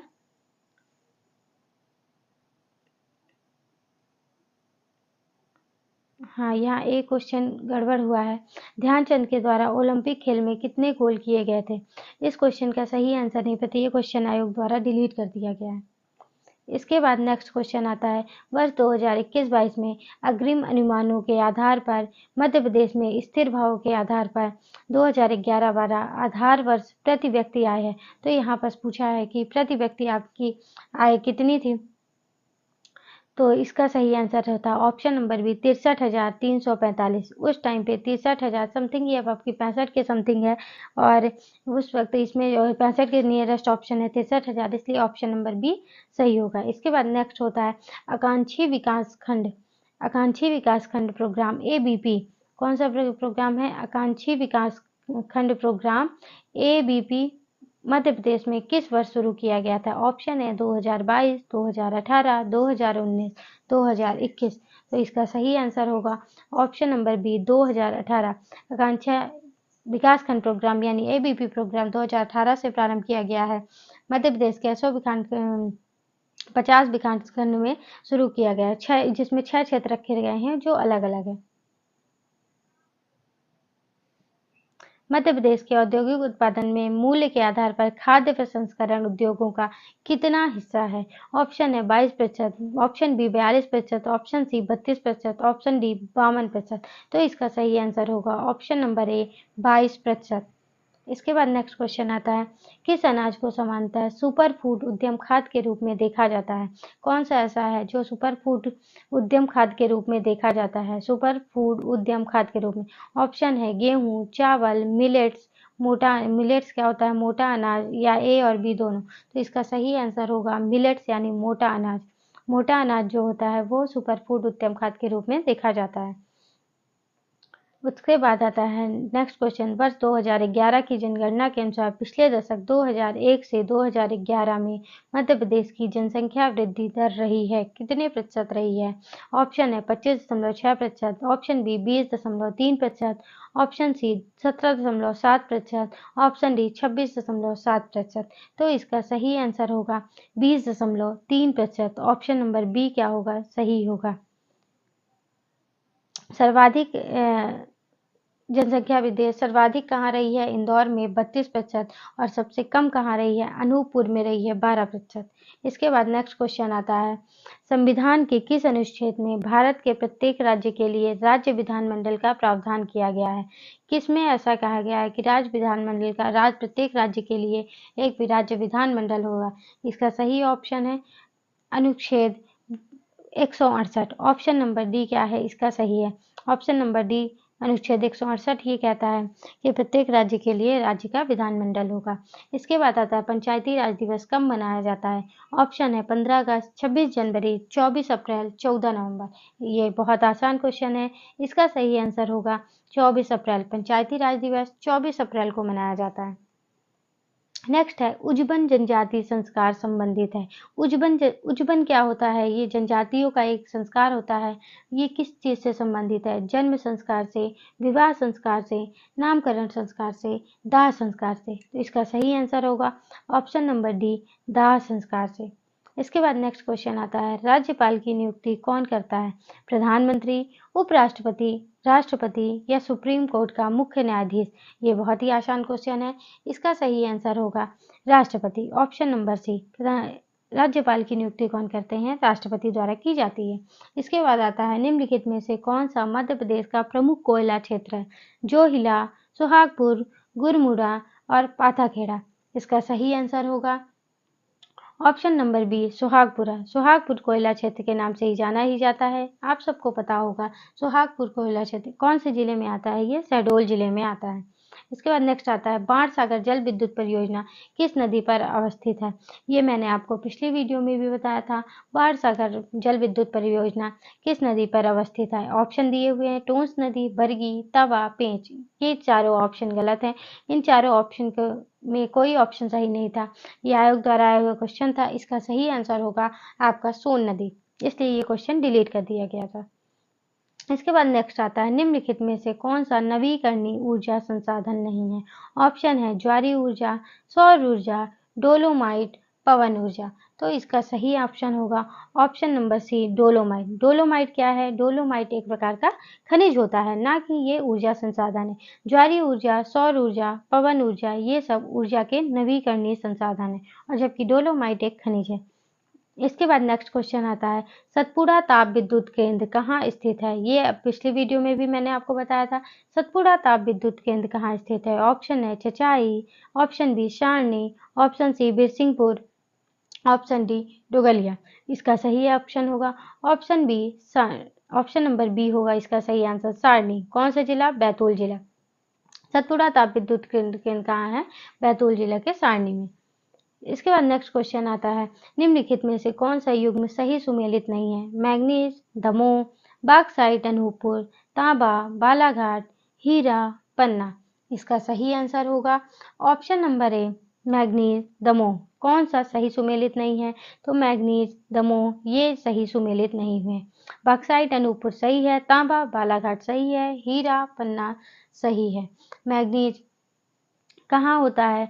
इसका सही आंसर है ऑप्शन नंबर ए, मैग्नीज हमेशा बालाघाट और छिंदवाड़ा में और यहाँ धारवाड़ युग की चट्टानें पाई जाती हैं, जिसमें बालाघाट में चिल्पी सीरीज की और छिंदवाड़ा में सौसर सीरीज की चट्टानें पाई जाती हैं। धसान एवं बीना ये दो सहायक नदियां हैं। तो ये किसकी सहायक नदियां हैं? क्वेश्चन में पूछा हुआ है। ऑप्शन है माही, ताप्ती, सोन, बेतवा। तो ये किसकी सहायक नदियां हैं? ऑप्शन नंबर डी इसका सही होगा। बेतवा की ये सहायक नदियां हैं धसान एवं बीना। बीना सागर जिले में। नेक्स्ट क्वेश्चन आता है, मध्य प्रदेश का सबसे कम औसत वर्षा वाला जिला है, जहाँ सबसे कम वर्षा होती है औसत रूप से, वो जिला कौन सा है? ये पिछले वीडियो में भी मैंने आपको बताया था। भिंड, सिवनी, इंदौर, सागर।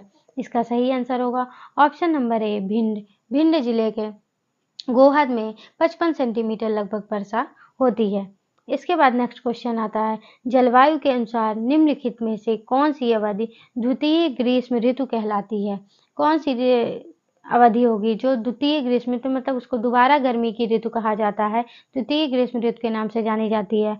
ऑप्शन है जुलाई अगस्त, ऑप्शन बी सितंबर अक्टूबर, ऑप्शन सी अक्टूबर नवंबर, ऑप्शन डी नवंबर दिसंबर। इसका सही आंसर होगा ऑप्शन नंबर बी, सितंबर और अक्टूबर। ये महीना ऐसा होता है जिसको द्वितीय ग्रीष्म ऋतु कहा जाता है। इसके बाद आता है निम्नलिखित में से कौन सा प्रदेश काली मिट्टी के लिए जाना जाता है। बहुत आसान क्वेश्चन है। काली मिट्टी को ही और कौन सी मिट्टी कहा जाता है? काली मिट्टी को कपासी मिट्टी या रेगुर मिट्टी कहा जाता है। और काली मिट्टी के लिए कौन सा पठार जाना जाता है? ऑप्शन है बघेलखंड, ऑप्शन बी रीवा पठार, ऑप्शन सी विंध्यन कगारी क्षेत्र, ऑप्शन डी मालवा। इसका सही आंसर होगा option number D Malwa. Malwa का पठार है काली मिट्टी के लिए सर्वाधिक जाना जाता है और काली मिट्टी को ही कपासी मिट्टी कहते हैं। कपास के उत्पादन के लिए भी ये सबसे ज़्यादा जरूरी होती है। इसके बाद आता है सतपुड़ा श्रेणी की पूर्वी सीमा पर निम्नलिखित में से कौन सी श्रेणी अवस्थित है? पिछली 3 वीडियो बनाई है मैंने और तीनों में आपको ये क्वेश्चन रिपीट होने को देखने को मिला है कि सतपुड़ा श्रेणी आपको ये याद रखना होगा। सतपुड़ा श्रेणी में 3 आती हैं, कौन-कौन सी? यहाँ सबसे पहले आपको बताई थी मैंने मैकाल, यहाँ महादेव और यहाँ राजपीपला बताई थी। ऐसे याद करने के लिए बताया था। मैकाल 3 अक्षर का है और महादेव 4 अक्षर का, तो आपको याद रखना है सबसे पूर्वी मैकाल आ जाएगी, बीच में महादेव और इधर राजपीपला। तो इसमें पूछा है पूर्वी सीमा पर कौन सी श्रेणी अवस्थित है? तो इसका सही आंसर होगा ऑप्शन नंबर सी मैकल श्रेणी। इसके बाद नेक्स्ट क्वेश्चन आता है मुख्यमंत्री श्रमिक सेवा प्रसूति सहायता योजना। कौन सी योजना पूछी है? मुख्यमंत्री श्रमिक सेवा प्रसूति सहायता योजना 2022 के अंतर्गत लाभान्वितों को कितनी प्रसूति हेतु सहायता दी जाती है? ऑप्शन है अधिकतम 1 जीवित जन्म के लिए, अधिकतम 2 जीवित जन्म के लिए, अधिकतम 3 जीवित जन्म के लिए। जीवित जन्म के लिए कोई सीमा नहीं है, तो इसका सही आंसर होगा ऑप्शन नंबर बी 2 जीवित जन्म के लिए। ये कहाँ दी जाती है? ये मुख्यमंत्री श्रमिक सेवा प्रसूति सहायता योजना जिनके 2 बच्चे होते हैं उनके लिए 2 जीवित जन्म के लिए दी जाती है। इसके बाद नेक्स्ट क्वेश्चन आता है मध्य प्रदेश सिकल सेल अभियान का उद्देश्य जनजातीय समुदायों में किसकी जागरूकता का प्रसार करना है? कौन सा अभियान है? नाम याद रखिएगा, सिकल सेल अभियान। क्या कहलाता है? सिकल सेल अभियान। कि जनजातीय समुदायों के में किसकी जागरूकता का प्रसार करना है? Sickle cell anaemia, thalassaemia, haemoglobinopathies, उपयुक्त सभी। इसका सही आंसर होगा आपका उपयुक्त सभी। और शहडोल से इसका शुभारंभ किया गया था। शहडोल से इसका प्रचार प्रसार चालू किया था। इसके बाद आता है नहीं, थोड़ा सा कुछ गड़बड़ हो गया है, 1 मिनट में आपको बता रही हूँ। हाँ सही है, उपयुक्त सभी इसका सही आंसर होगा।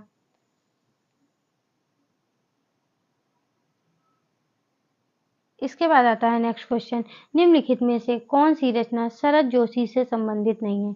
परिक्रमा, तिलिस्म, दूसरी सतह, रागचरण। रागचरण शायद गलत लिख गया, यहाँ युग चरण था। ये गलत हो गया है, यहाँ युग चरण था।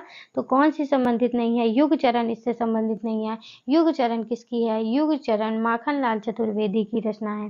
किसकी है? युग चरण माखनलाल चतुर्वेदी की। जबकि शरद जोशी से संबंधित हैं परिक्रमा, तिलिस्म, दूसरी सतह। आज का हमारा क्वेश्चन आएगा निम्नलिखित में से कौन सी जनजाति लौह शिल्प में निपुण मानी जाती है? इसमें से हमें ये देखना है कौन सी ऐसी जनजाति है जो लौह शिल्प में निपुण मानी जाती है। इसके ऑप्शन है अगरिया, कोरकू, बैगा और सहरिया। तो इसका सही ऑप्शन जाएगा option number A Agaria. 1 minute में पॉइंटर देख लेती हूँ। इसका सही आंसर जाएगा आपका ऑप्शन नंबर ए अगरिया। तो इसका सही आंसर होगा अगरिया। इसके बाद नेक्स्ट जनजाति देख लेते हैं। नेक्स्ट क्वेश्चन है आदिवासियों की बोलियों में संवाद करने एवं सूचनाएं प्रसारित करने के वाले सामुदायिक रेडियो का नाम क्या है? सामुदायिक रेडियो का क्या नाम है? ऑप्शन है अरुणिमा, वन्या, संवेदना, नवजीवन। तो इसका सही ऑप्शन होगा ऑप्शन नंबर बी।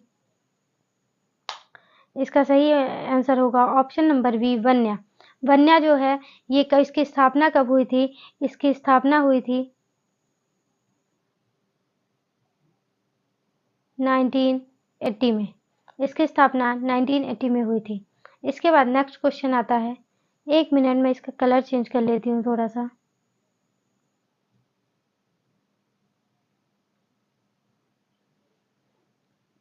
अवध किशोर जड़िया कहाँ है?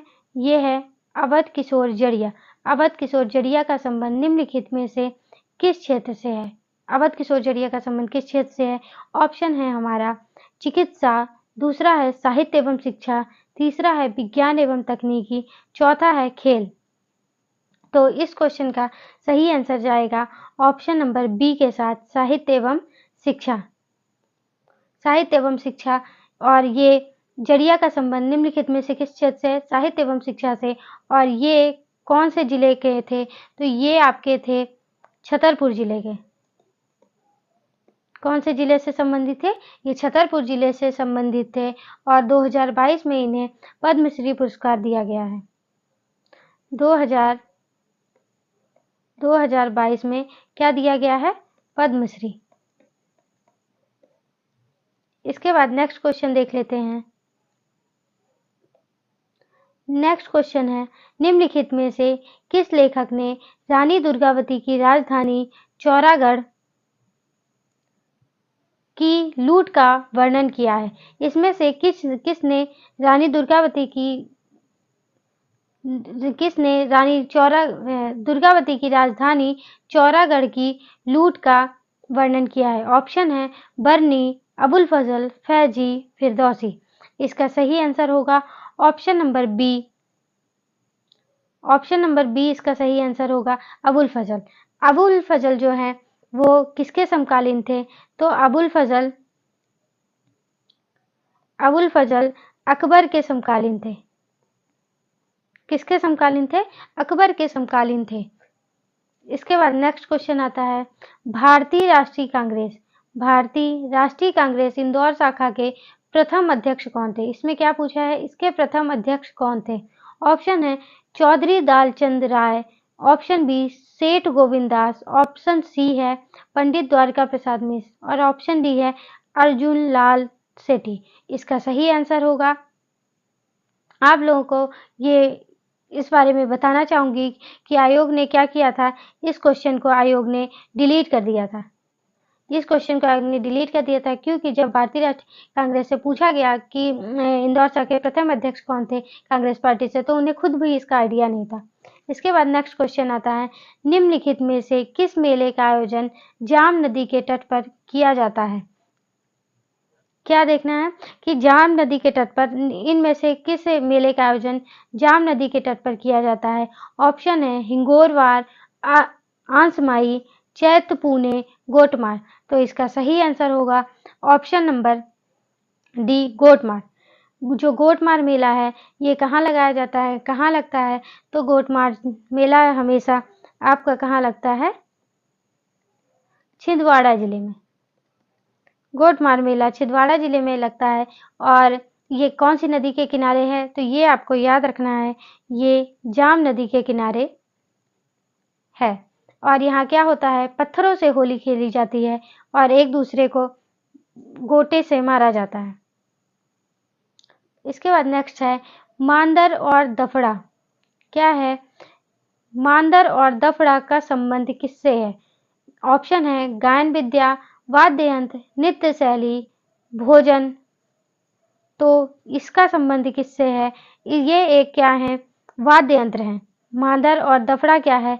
ये एक वाद्य यंत्र है। ऑप्शन नंबर बी इसका सही होगा। ये क्या होते हैं? वाद्य यंत्र होते हैं। इसके बाद आता है नेक्स्ट क्वेश्चन, निम्नलिखित में से किस शासक ने उज्जैन में हिरण्य गर्भदान नामक यज्ञ कराया था? कौन सा यज्ञ कराया था? हिरण्य गर्भदान नामक यज्ञ कराया था। ऑप्शन है गोविंद द्वितीय, ऑप्शन बी है कृष्ण प्रथम, ऑप्शन सी है दंती दुर्ग, ऑप्शन डी है अमोधवर्ष। तो इसका सही आंसर होगा आप लोगों का ऑप्शन नंबर सी, दंती दुर्ग। कौन सा वाला ऑप्शन सही होगा इसका? ऑप्शन सी, दंती दुर्ग इसका क्या होगा? सही होगा। इसके बाद आता है नेक्स्ट क्वेश्चन, मध्य प्रदेश के उष्ण शुष्क पतझड़ वन में मुख्य कौन सा वृक्ष पाया जाता है? कौन से वन में उष्ण शुष्क पतझड़ में कौन सा वृक्ष पाया जाता है? ऑप्शन है खैर, तेंदू, सागौन, साल। तो इसका सही आंसर होगा ऑप्शन नंबर सी, सागौन। उष्ण शुष्क पतझड़ वन में कौन से वृक्ष होते हैं? सागौन के। और आपके 3 प्रकार के ऐसे वन होते हैं उष्ण, कौन-कौन से? उष्ण शुष्क पर्णपाती वन, उष्ण आर्द्र पर्णपाती वन और उष्ण शुष्क कटीले वन। ये जो उष्ण शुष्क पर्णपाती वन है, ये कौन से इसमें आते हैं? ये पश्चिमी में आते हैं। और उष्ण आर्द्र पर्णपाती वन ये आपके पूर्वी साइड आते हैं। और जो उष्ण शुष्क कटीले वन होते हैं, ये आपके किधर आते हैं? ये आपके उत्तरी क्षेत्र में पाए जाते हैं। इसके बाद नेक्स्ट क्वेश्चन आता है, मध्य प्रदेश की निम्नलिखित में से कौन सी नदी को उत्तर भारत एवं दक्षिण भारत का प्राकृतिक विभाजक माना जाता है? कि प्राकृतिक रूप से उत्तर भारत और दक्षिण भारत को विभाजित करती है। ऑप्शन है नर्मदा, चंबल, केन, टोंस। इसका सही आंसर होगा option number A, Narmada. Narmada Madhya Pradesh की जीवन रेखा के रूप में जानी जाती है। इसके बाद क्वेश्चन नेक्स्ट आता है हमारा, मध्य प्रदेश में सबसे अधिक वर्षा कहाँ होती है? क्या क्वेश्चन पूछा है? मध्य प्रदेश में सबसे अधिक वर्षा कहाँ होती है? ऑप्शन है झाबुआ, रतलाम, शाजापुर, पचमढ़ी। इसका सही आंसर होगा आपका ऑप्शन नंबर डी। इसका सही आंसर कौन सा है? गलत टिक लग गया। ऑप्शन नंबर डी क्या है? इसका सही आंसर है पचमढ़ी में सबसे ज्यादा वर्षा होती है 200 सेंटीमीटर। और गोहद भिंड में क्या होता है? सबसे कम वर्षा होती है।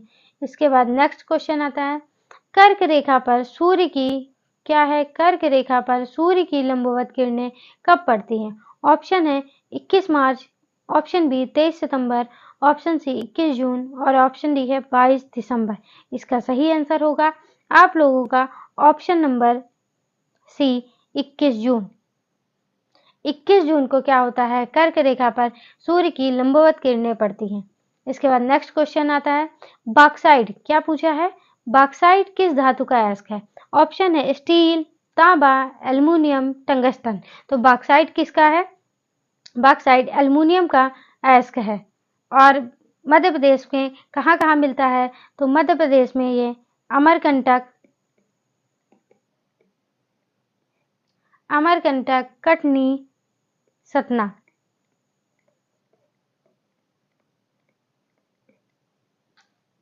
इसके बाद नेक्स्ट क्वेश्चन आता है, मध्य प्रदेश में कितने कृषि जलवायु क्षेत्र हैं? मध्य प्रदेश में कितने कृषि जलवायु क्षेत्र हैं? ये पूछा हुआ है। तो ऑप्शन है 9, 11, 14, 7। इसका सही आंसर होगा option number B, 11। Madhya Pradesh में 11 कृषि जलवायु क्षेत्र हैं और फसल के आधार पर कितने हैं? 5। नेक्स्ट क्वेश्चन है हमारा, 2000 की जनगणना के अनुसार मध्य प्रदेश की कुल जनसंख्या में अनुसूचित जनजाति का प्रतिशत कितना है? ऑप्शन है 31.2, ऑप्शन बी 41.1, ऑप्शन सी 21.1 और ऑप्शन डी है 35.1। तो किसका पूछा है?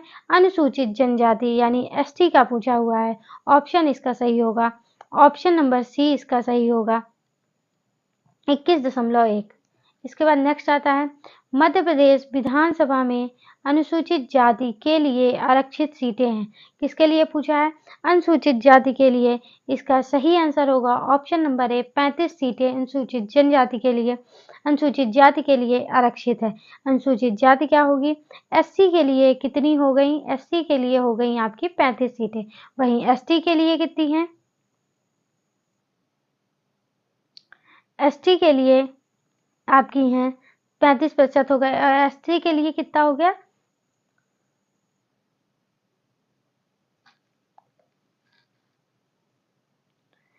नेक्स्ट क्वेश्चन आता है, मध्य प्रदेश पंचायती राज अधिनियम 1993 में कुल कितनी धाराएं और कितने अध्याय हैं?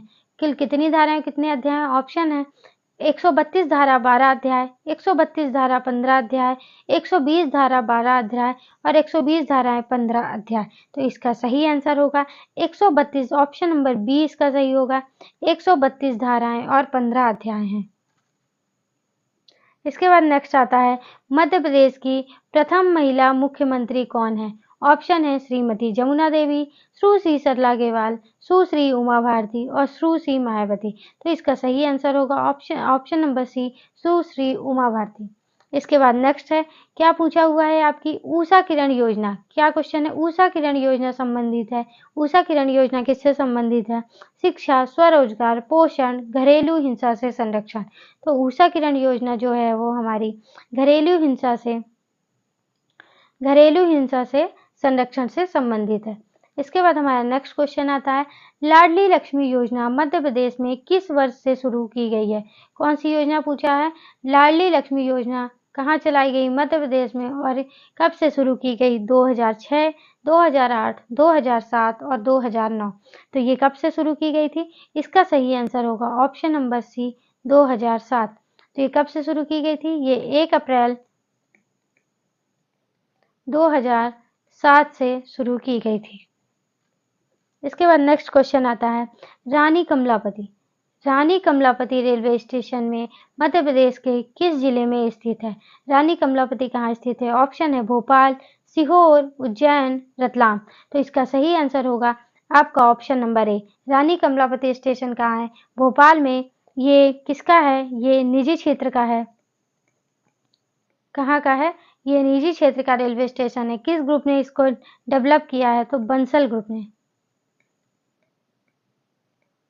बंसल ग्रुप ने इसे, और इसका नाम कमलापति क्या है, क्यों पड़ा है? क्योंकि कमलापति कौन थी? कमलापति एक गौण शासिका थी। कमलापति क्या थी? गौण शासिका थी। इसके बाद नेक्स्ट आता है, नागचंद्रेश्वर मंदिर कहाँ स्थित है? क्या क्वेश्चन पूछा है? नागचंद्रेश्वर मंदिर कहाँ स्थित है? ऑप्शन है ओमकारेश्वर, महेश्वर, उज्जैन, चित्रकूट। इसका सही आंसर होगा option number C, Ujjain. Ujjain बाबा महाकाल की नगरी है, यही नागचंद्रेश्वर मंदिर स्थित है। इसके बाद आता है, बघेल खंड का प्राचीन नाम क्या है? ये क्वेश्चन पिछली बार भी आया था और मैंने आपको बताया था बघेल खंड का प्राचीन नाम क्या है? करुष। और महेशमती किसका प्राचीन नाम है? महेश्वर का।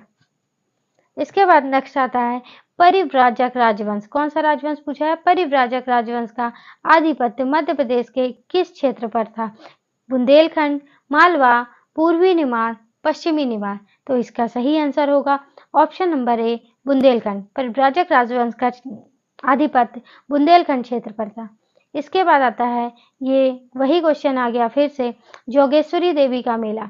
ये जोगेश्वरी देवी का मेला या जागेश्वरी देवी का मेला है, यह मध्य प्रदेश के किस जिले में आयोजित होता है? ऑप्शन सतना, अशोकनगर, बालाघाट और बड़वानी। इसका मैंने आपको आसान सा तरीका बताया था। इसका सही आंसर होगा option number B, Ashoknagar. Jogeshwari Devi का मेला चंदेरी, अशोकनगर में लगता है। और कैसे याद रखना है आपको? देवी हैं तो वो चंदेरी की साड़ी पहनती हैं, तो आपको ऐसे याद रहेगा कि जागेश्वरी देवी का मेला कहाँ लगता है? चंदेरी, अशोकनगर में। वहीं आपसे पूछा जाता है, जल बिहारी का मेला कहाँ लगता है? तो जल बिहारी का मेला आपका लगता है छतरपुर में। इसके बाद नेक्स्ट आता है, निम्नलिखित में से कौन सा नृत्य निवाड़ी लोक नृत्य से संबंधित नहीं है? हमेशा ऑप्शन को, क्वेश्चन को देखा करिए। नहीं पूछा हुआ है कि हाँ वाला पूछा हुआ है, तो नहीं है तो हमेशा नहीं को हाईलाइट कर लिया करिए। और ऑप्शन है गणगौर, राई, काठी, फेफरिया। तो इसका सही आंसर होगा आपका ऑप्शन नंबर बी, राई। राई लोक नृत्य है, जो राई कहाँ किया जाता है? तो राई आपका कहाँ का है? बुंदेलखंड का। राई बुंदेलखंड का लोक नृत्य है। नेक्स्ट है, प्रसिद्ध कलाकार अन्ना साहब फड़के। ये क्वेश्चन भी आया हुआ था, अगर आप लोगों को याद हो तो। अन्ना साहब फड़के किस कला से संबंधित है? ऑप्शन है मूर्ति कला, नृत्य कला, संगीत कला, चित्रकला। तो इसका सही आंसर होगा नन्ना साहब फड़के का धार, यहाँ ये कहाँ स्थित है? ये धार में है, इससे संबंधित है। अन्ना साहब फड़के मूर्ति कला से संबंधित है। इसके बाद नेक्स्ट क्वेश्चन आता है, कोयला उत्पादन में मध्य प्रदेश का देश में स्थान है। कोयला उत्पादन में मध्य प्रदेश का कौन सा स्थान है? इसका ऑप्शन नंबर बी सही होगा, चौथा। पहला स्थान किसका आता है? पहला स्थान आता है झारखंड का। झारखंड का पहला स्थान है और मध्य प्रदेश का कौन सा है? चौथा स्थान है। इसके बाद आता है मध्य प्रदेश में जल पर्यटन का गंतव्य स्थल। क्या पूछा है? जल पर्यटन का गंतव्य स्थल है, कौन सा है? ऑप्शन है सांची, हनुवंतिया, मांडू, भीमबेटका। तो इसका सही आंसर होगा option number B, Hanuwantiya. Hanuwantiya टापू है जो जल पर्यटन का गंतव्य स्थल है, बल्कि सांची, मांडू और भीमबेटका एक स्थान है। ये सब जल से संबंधित नहीं है। हनुवंतिया टापू जो है वो जल से संबंधित है। कहाँ, कौन से जिले में आता है हनुवंतिया टापू? हनुवंतिया टापू आता है आपके खंडवा जिले में। नेक्स्ट है मध्य प्रदेश की औद्योगिक नीति 2014 किस दिनांक को प्रारंभ हुई थी? ऑप्शन है 30 जुलाई, तो ऑप्शन बी 30 सितंबर, ऑप्शन सी 30 अक्टूबर, ऑप्शन डी 30 अगस्त। तो इसका सही आंसर होगा 30 सितंबर, ऑप्शन नंबर बी। 30 सितंबर से औद्योगिक नीति 2014 कब से प्रारंभ हुई थी? 30 सितंबर से प्रारंभ हुई थी। पहला क्वेश्चन आता है 2001 से 2011 के बीच। क्या पूछा है? 2001 से 2011 के बीच की अवधि में मध्य प्रदेश की जनसंख्या वृद्धि दर कितनी रही है? ऑप्शन है 20.3, 21.3, 22.3, 19.3। तो इसका सही आंसर होगा आपका ऑप्शन नंबर ए, क्या 20.3। यहाँ जो मध्य प्रदेश की अधिकतम है, अधिकतम जनसंख्या वृद्धि कौन से जिले की रही है? तो रही है इंदौर जिले की। कितने प्रतिशत रही है? ये रही है आपकी 32%। और न्यूनतम कहाँ की थी? न्यूनतम थी आपकी अनूपपुर की। कितनी थी? 12%। ये आपकी जनसंख्या वृद्धि दर थी। इसके बाद हम अपना नेक्स्ट क्वेश्चन देख लेते हैं। हमारा नेक्स्ट क्वेश्चन आता है निम्नलिखित में से किस जिले में क्या होता है? कपास का सर्वाधिक उत्पादन होता है। कपास का सर्वाधिक उत्पादन कौन से जिले में होता है? ऑप्शन है मंदसौर, आगरमालवा, होशंगाबाद, खरगोन। इसका सही आंसर होगा आपका option number D, Khargone. Khargone जिले को, खंडवा और खरगोन जिले को क्या कहा जाता है? सफेद सोने की भूमि कहा जाता है। सफेद सोने की भूमि किसे कहा जाता है? खंडवा और खरगोन जिलों को सफेद सोने की भूमि कहा जाता है। इसके बाद जो आपका खरगोन जिला है, यहाँ कौन कौन से अनुसंधान केंद्र हैं? तो यहाँ 3 अनुसंधान केंद्र हैं। कौन कौन सा है? एक आपका यही हो गया कपास अनुसंधान केंद्र, कपास अनुसंधान केंद्र। इसके बाद कौन सा है? दूसरा है ज्वार अनुसंधान केंद्र, ज्वार अनुसंधान केंद्र। इसके बाद यहाँ पास और क्या होता है? मूंगफली, मूंगफली अनुसंधान केंद्र भी है। इसके बाद हम नेक्स्ट क्वेश्चन को देख लेते हैं।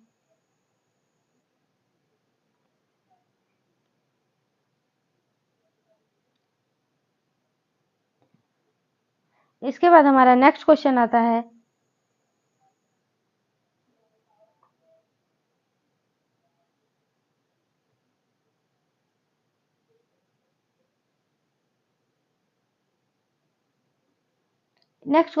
है हमारा 31 जुलाई। क्या है? 31 जुलाई नहीं, सॉरी, ऑप्शन गलत, क्वेश्चन गलत हो गया। यहाँ पर 2 डॉट आ गए थे, कंफ्यूजन। 1 जुलाई 1857।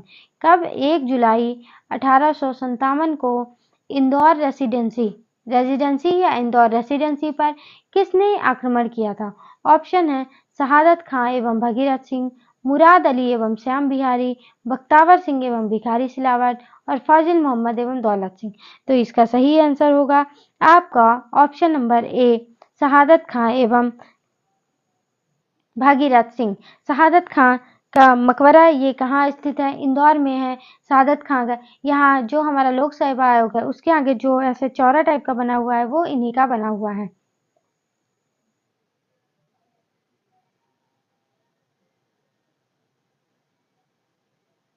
इसके बाद हमारा नेक्स्ट क्वेश्चन आता है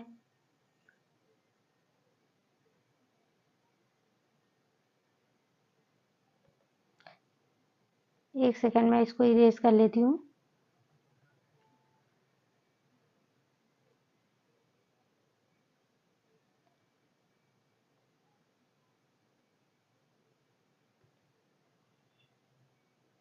इसके बाद हमारा नेक्स्ट क्वेश्चन आता है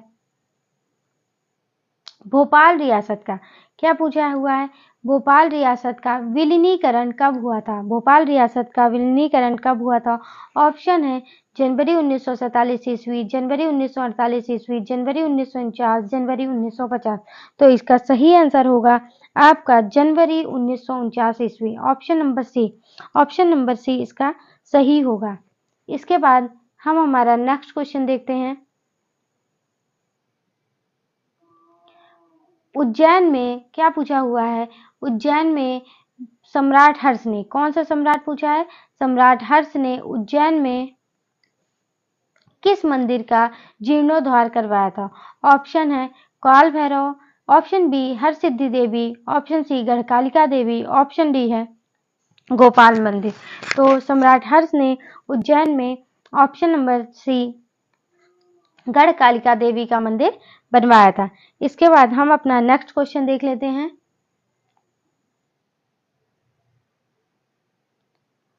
ये हमारा नेक्स्ट क्वेश्चन है सिद्ध देसौला बेगा। क्या पूछा है यहाँ पर?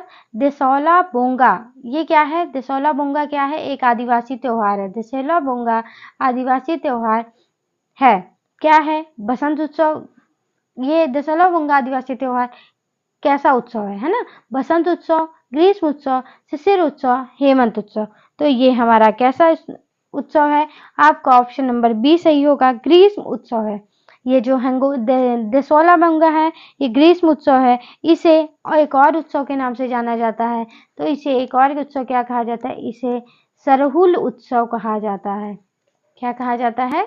सरहुल उत्सव के नाम से भी इसे जाना जाता है। इसके बाद हम अपने नेक्स्ट क्वेश्चन की तरफ चलते हैं। ये नेक्स्ट क्वेश्चन है हमारा पंडित रविशंकर शुक्ल का जन्म स्थान है। तो सबसे पहले हमें ये देखना है पंडित रविशंकर शुक्ल कौन थे। तो पंडित रविशंकर शुक्ल क्या थे? ये मध्य प्रदेश के पहले मुख्यमंत्री थे। मध्य प्रदेश के पहले मुख्यमंत्री। मध्य प्रदेश के पहले मुख्यमंत्री थे। इनका जन्म स्थान पूछा है सागर, जबलपुर, दमोह, रायपुर। तो इसका सही आंसर होगा ये कौन से शहर में जन्मे थे? तो इनका जन्म हुआ था सागर में। तो पंडित रविशंकर शुक्ल का जन्म कब हुआ था? सागर में हुआ था। इसके बाद हम अपने नेक्स्ट क्वेश्चन की तरफ चलते हैं। नेक्स्ट क्वेश्चन आता है सिंगरौली कोयला क्षेत्र। क्या पूछा है?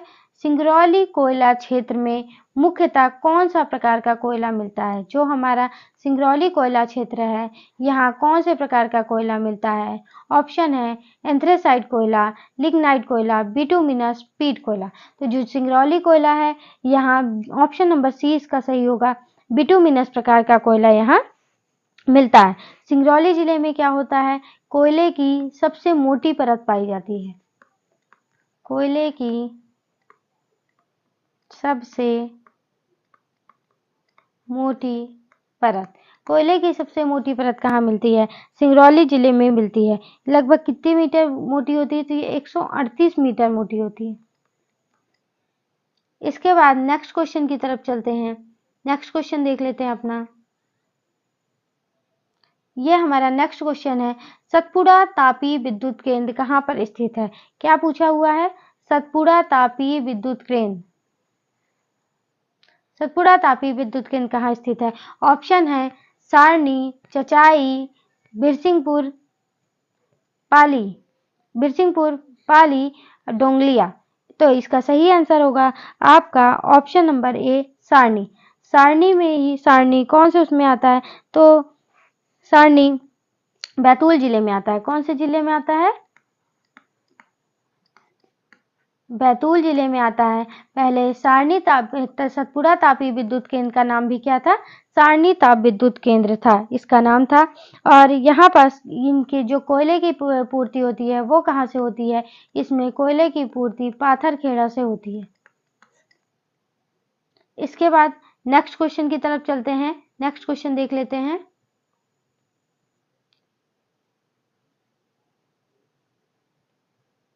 यही नेक्स्ट क्वेश्चन क्या है, मध्य प्रदेश का क्या पूछा है, सबसे बड़ा फोटोवोल्टिक सौर ऊर्जा प्रोजेक्ट प्लांट कौन सा है, कौन सा वाला पूछा है, सबसे बड़ा फोटोवोल्टिक सौर ऊर्जा plant.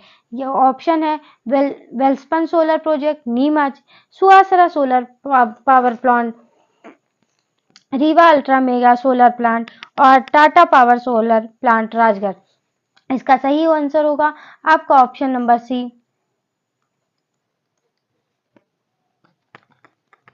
Rewa ultra mega solar plant. ये क्या है, कौन सी कंपनी, रिलायंस कंपनी द्वारा प्राइवेट पार्टनरशिप में ये काम करता है और यहाँ पर कितने मेगावाट विद्युत का उत्पादन होता है, तो 760 मेगावाट, 760 मेगावाट विद्युत का उत्पादन यहाँ से किया जाता है। इसके बाद नेक्स्ट क्वेश्चन की तरफ चलते हैं। नेक्स्ट क्वेश्चन देख लेते हैं अपना, कौन से जिले में, क्या पूछा है, कौन से जिले में तवा सिंचाई परियोजना स्थित है। तवा सिंचाई परियोजना, तो जो तवा नदी है वो किसकी नदी है, वो किसकी सहायक नदी है, तो सबसे पहले आपको ये याद रखना है, जो तवा नदी है वो नर्मदा की सहायक नदी है और नर्मदा की सबसे बड़ी सहायक नदी है। नर्मदा की सबसे बड़ी सहायक नदी कौन सी है, तो ये है आपकी तवा नदी। ऑप्शन है खंडवा, देवास, खरगोन, होशंगाबाद। तो इसका सही आंसर होगा आपका ऑप्शन नंबर डी, होशंगाबाद। इसके बाद हम नेक्स्ट क्वेश्चन की तरफ चलते हैं। हम अपना नेक्स्ट क्वेश्चन देख लेते हैं। निम्न में से कौन जल विद्युत परियोजना नहीं है। इनमें से हमें पूछना है, बताना है कि कौन सी परियोजना है जो जल विद्युत परियोजना नहीं है। कितनी तरह के, दो, एक जल विद्युत हो गई, एक ताप विद्युत हो गई, है ना। तो कौन सी तापीय परियोजना है, कौन सी जल विद्युत परियोजना है। ऑप्शन है पेंच, बरगी, बाणसागर और श्री सिंगा जी। तो जो हमारा पेंच कौन से जिले में है, पेंच है आपके छिंदवाड़ा, बरगी जबलपुर, बाणसागर देवलोन शहडोल,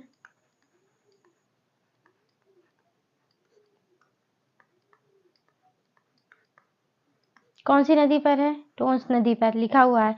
इसके बाद जो है आपका ऑप्शन नंबर डी, श्री सिंगा जी। श्री सिंगा जी क्या है, श्री सिंगा जी एक जल विद्युत परियोजना नहीं है, बल्कि ये एक क्या है, ताप विद्युत केंद्र है। ताप विद्युत केंद्र या तापीय परियोजना है।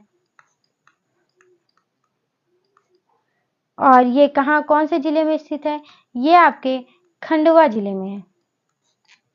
श्री सिंगा जी कहाँ है, खंडवा जिले में है। इसके बाद हम नेक्स्ट क्वेश्चन देख लेते हैं। चलिए नेक्स्ट क्वेश्चन की तरफ चलते हैं। यहाँ से नेक्स्ट क्वेश्चन देखते हैं। प्रभाष जोशी पुरस्कार, कौन सा पुरस्कार की बात की गई है, प्रभाष जोशी पुरस्कार की बात की गई है। प्रभाष जोशी पुरस्कार किस खेल से संबंधित है, या प्रभाष जोशी पुरस्कार किस खेल में ऐसे दिया जाता है। ऑप्शन है मलखंभ, कबड्डी, खो खो, तीरंदाजी। तो इसका सही आंसर होगा आपका ऑप्शन नंबर ए, मलखंभ। प्रभाष जोशी पुरस्कार मलखंभ खेल के लिए दिया जाता है। तो अब आपको इसके बारे में कुछ पॉइंट बता देती हूँ। प्रभाष जोशी कौन थे, प्रभाष जोशी आपके थे पत्रकार। इसके बाद आता है मलखंभ। मलखंभ क्या है, मध्य प्रदेश का राजकीय खेल है। मध्य प्रदेश का राजकीय खेल कब घोषित किया गया था, तो सन 2013 में इसको मध्य प्रदेश का राजकीय खेल घोषित किया गया था। इसके बाद नेक्स्ट क्वेश्चन की तरफ चलते हैं।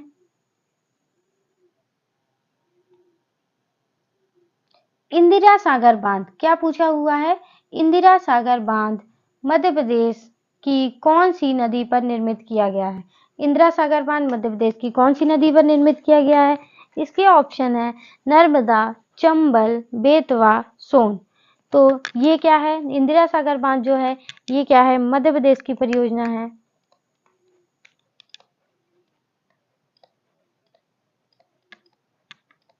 और ये कौन सी नदी पर बनाया गया है, इसका ऑप्शन ए सही होगा, ये नर्मदा नदी पर बनाया गया है। पुनः और स्थित कहाँ है, खंडवा, पुनासा में। इसके बाद हम नेक्स्ट क्वेश्चन की तरफ चलते हैं। चलिए नेक्स्ट क्वेश्चन देख लेते हैं।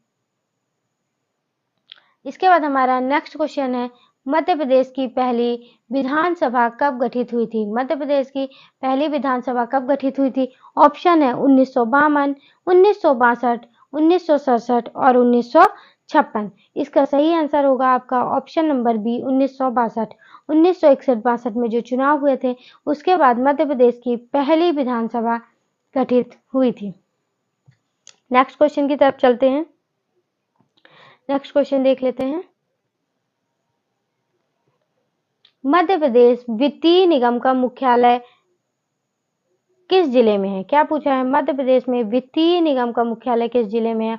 ऑप्शन है भोपाल, इंदौर, जबलपुर, सागर। इसका सही आंसर होगा आपका option number B Indore. Madhya Pradesh वित्तीय निगम का मुख्यालय कहाँ? इंदौर में है। इसकी स्थापना कब हुई थी? सन 1955 में। 1955 में वित्तीय निगम की स्थापना हुई थी। इसके बाद हम नेक्स्ट क्वेश्चन की तरफ चलते हैं। फर्टिलाइजर कारखाना, क्या पूछा हुआ है? फर्टिलाइजर कारखाना विजयपुर, जिला गुना कौन से जिले में है? सबसे पहले तो आपको एक ही याद रखना है, फर्टिलाइजर कारखाना कहाँ है? विजयपुर। विजयपुर कहाँ आता है? गुना जिले में आता है। तो ये कहाँ है फर्टिलाइजर कारखाना? गुना जिले के विजयपुर में है। यह किन देशों के सहयोग से स्थापित किया गया है? ऑप्शन है संयुक्त राज्य America, Italy, America, Japan, America, Germany और अमेरिका और सोवियत संघ। तो इसका सही आंसर होगा आपका ऑप्शन नंबर है संयुक्त राज्य अमेरिका और इटली। संयुक्त राज्य अमेरिका और इटली के सहयोग से फर्टिलाइजर कारखाना गुना जिले में स्थापित किया गया है। इसके बाद हम नेक्स्ट क्वेश्चन की तरफ चलते हैं। हमारा नेक्स्ट क्वेश्चन है, मध्य प्रदेश में कितने औद्योगिक केंद्र मध्य प्रदेश को कितने औद्योगिक केंद्र विकास निगम में बांटा गया है? ऑप्शन है 8, 6, 7, 5। तो कितने में बांटा गया है? 7 औद्योगिक केंद्र विकास निगम में 7 में बांटा गया है। कितने हैं? 7 हैं। कौन कौन से जिले में है? आपका है भोपाल, इंदौर, जबलपुर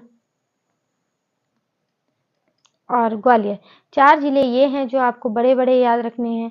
कौन सा है? इंदौर, भोपाल, जबलपुर, ग्वालियर और इसके बाद नीचे है उज्जैन हो गया, एक आपका कटनी हो गया और एक आपका सागर हो गया। इस तरह करके 7 जिलों में औद्योगिक केंद्र विकास निगम में बांटा गया है। इसके बाद नेक्स्ट क्वेश्चन देख लेते हैं। रानी लक्ष्मीबाई को अंग्रेजों से बचाने हेतु उनकी वेशभूषा धारण करने वाली वीरांगना का नाम क्या था? तो जो रानी लक्ष्मीबाई के जैसे उनके जैसे ही वेशभूषा धारण करके जो वीरांगना थी उनका नाम था झलकारी बाई। क्या हुआ जब रानी लक्ष्मीबाई अंग्रेजों के विरुद्ध जब रानी लक्ष्मीबाई की लड़ाई चल रही थी तो अंग्रेजों ने उन्हें चारों तरफ से घेर लिया था और उन्हें वहां से निकालने के लिए झलकारी बाई ने उनके जैसे सेम कपड़े पहने और वो उनकी मदद के लिए गई जहाँ पर झलकारी बाई शहीद हो गई थी। तो उनके जैसे ही उन्होंने क्या की थी? सेम वेशभूषा धारण की थी। इसके बाद नेक्स्ट क्वेश्चन की तरफ चलते हैं। नेक्स्ट क्वेश्चन देख लेते हैं। निम्नलिखित में से क्या पूछा हुआ है? निम्नलिखित में से कहाँ के किले में आहू खाना या मृगवन स्थित है? क्या पूछा है कि हाँ आहू खाना या मृगवन कहाँ के किले में स्थित है? ऑप्शन है बुरहानपुर, धार, मांडू, नरवर। तो इसका सही ऑप्शन होगा ऑप्शन नंबर ए बुरहानपुर। बुरहानपुर में असीरगढ़ के किले में क्या है? असीरगढ़ का।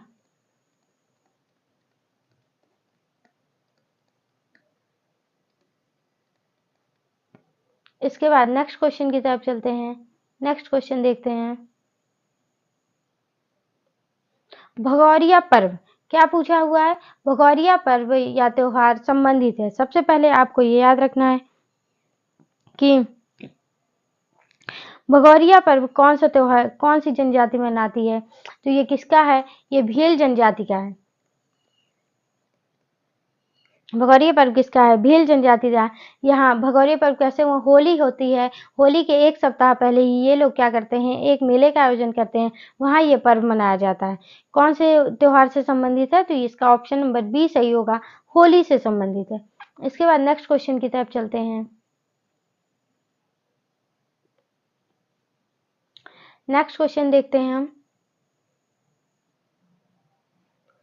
काकनाद, क्या पूछा है? काकनाद का आधुनिक नाम क्या है? काकनाद का आधुनिक नाम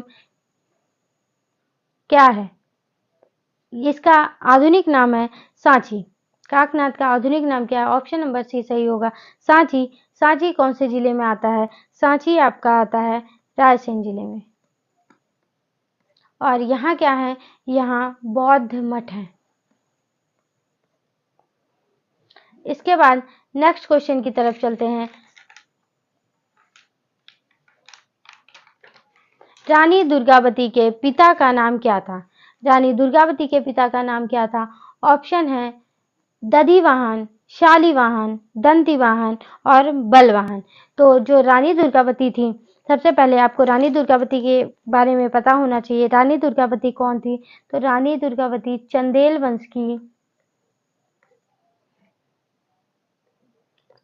चंदेल वंश की क्या थी? राजकुमारी। और इनके पिता का नाम क्या था? इनके पिता का नाम था कीर्तिवर्मन। इनके पिता का नाम कीर्तिवर्मन था। और इनका विवाह किसके साथ हुआ था? इनका विवाह हुआ था गौड़ वंश के शासक, गौड़ वंश के शासक दलपत राव के साथ।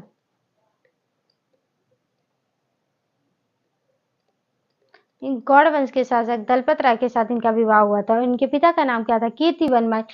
और कहीं कहीं इनके पिता का नाम कीर्तिवर्मन के साथ साथ कहीं कहीं ये शालिवाहन देखने को मिलता है। तो आपके ऑप्शन में जो भी हो, चाहे कीर्तिवाहन हो या शालिवाहन, दोनों आंसर इसके सही होंगे। तो अगर इसमें क्वेश्चन के आंसर में शालिवाहन सही है, तो यहाँ पर हम शालिवाहन को टिक करेंगे। इसके बाद हम नेक्स्ट क्वेश्चन की तरफ चलते हैं। चलिए नेक्स्ट क्वेश्चन देख लेते हैं। किस वर्ष में झंडा सत्याग्रह हुआ था? क्या पूछा हुआ है? झंडा सत्याग्रह कब हुआ था? ऑप्शन है 1923, 1933, 1928 और 1925।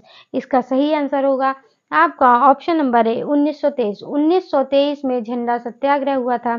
क्या हुआ था कि मध्य प्रदेश के जबलपुर का कौन से जिले में हुआ था? मध्य प्रदेश के जबलपुर के टाउन हाल में जब ऐसे बैठक चल रही थी, तो वहां पर प्रेमचंद्र जैन दमोह ने, कौन थे? प्रेमचंद्र जैन कौन से जिले से संबंधित थे? दमोह जिले से संबंधित थे। इन्होंने क्या किया? अपना भारतीय झंडा वहां फहराया, जिसके बाद क्या हुआ? अंग्रेजों ने बहुत विरोध किया। और वहीं इसने मतलब ये जो सत्याग्रह हुआ था वो राष्ट्रीय स्तर पर पहुंच गया। तो वहां पास ये हुआ कि भारतीय झंडे को नहीं लगाना है, भारतीय झंडे को उतार देना है। तो ये कब हुआ था? 1923 में हुआ था। इसके बाद नेक्स्ट क्वेश्चन की तरफ चलते हैं। राई परंपरा क्या है? राई परंपरा क्या होती है? राई क्या है? राई है आपका ऑप्शन है प्रधान सज्जा, फसल पद्धति, लोक नृत्य, जादू टोना। तो राई आपकी क्या है? ऑप्शन सी सही होगा। राई हमारा क्या है? लोक नृत्य है। ये कौन से जिले कहाँ होता है? बुंदेलखंड में। मैंने पिछली वीडियो में राई के बारे में आपको बहुत सारी चीजें बताई हैं, आप वहां से देख लीजिएगा। इसके बाद हम नेक्स्ट क्वेश्चन की तरफ चलते हैं। हमारा नेक्स्ट क्वेश्चन आता है, निम्नलिखित में से कौन सी नदी नर्मदा की सहायक नदी नहीं है? ऑप्शन है हिरन, देनवा, कोई, हथिनी। तो ये जो चारों नदियां हैं, ये चारों नदियां क्या हैं? ये चारों नदियां नर्मदा की सहायक नदी हैं। इस क्वेश्चन का कोई ऑप्शन नहीं होगा, ये चारों ही नर्मदा की सहायक नदियां हैं। इसके बाद हम नेक्स्ट क्वेश्चन की तरफ चलते हैं। नेक्स्ट क्वेश्चन देखते हैं। मध्य प्रदेश में सबसे अधिक तापमान पाया जाता है, क्या पूछा हुआ है? मध्य प्रदेश में सबसे अधिक तापमान कहाँ पाया जाता है? बड़वानी में, ग्वालियर में, इंदौर में और शहडोल में। इसका सही आंसर होगा आपका option number B, Gwalior. Madhya Pradesh में सबसे अधिक तापमान कहाँ पाया जाता है? ग्वालियर में पाया जाता है। इसके बाद नेक्स्ट क्वेश्चन की तरफ चलते हैं। नेक्स्ट क्वेश्चन आता है सियारी। सियारी पूछा है, सियारी क्या होती है? तो सियारी क्या है? हथियार है, आभूषण है, फसल है या स्थानीय बोली है?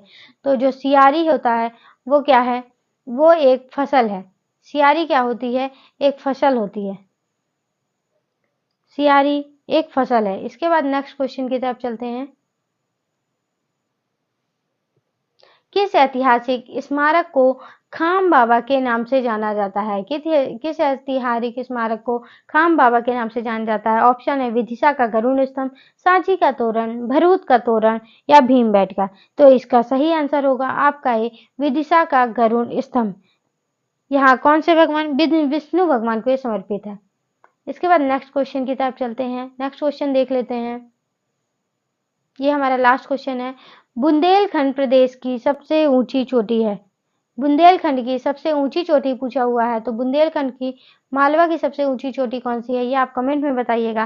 बुंदेलखंड की सबसे ऊंची चोटी है धूपगढ़, जाना पाव, महाकाल या सिद्ध बाबा। तो ऑप्शन डी इसका सही होगा। जो सिद्ध बाबा की चोटी है वो बुंदेलखंड प्रदेश की सबसे ऊंची चोटी है। कितनी है? 1172 मीटर बुंदेलखंड की चोटी है। इसके बाद नेक्स्ट क्वेश्चन की तरफ चलते हैं। ये हमारा लास्ट क्वेश्चन है।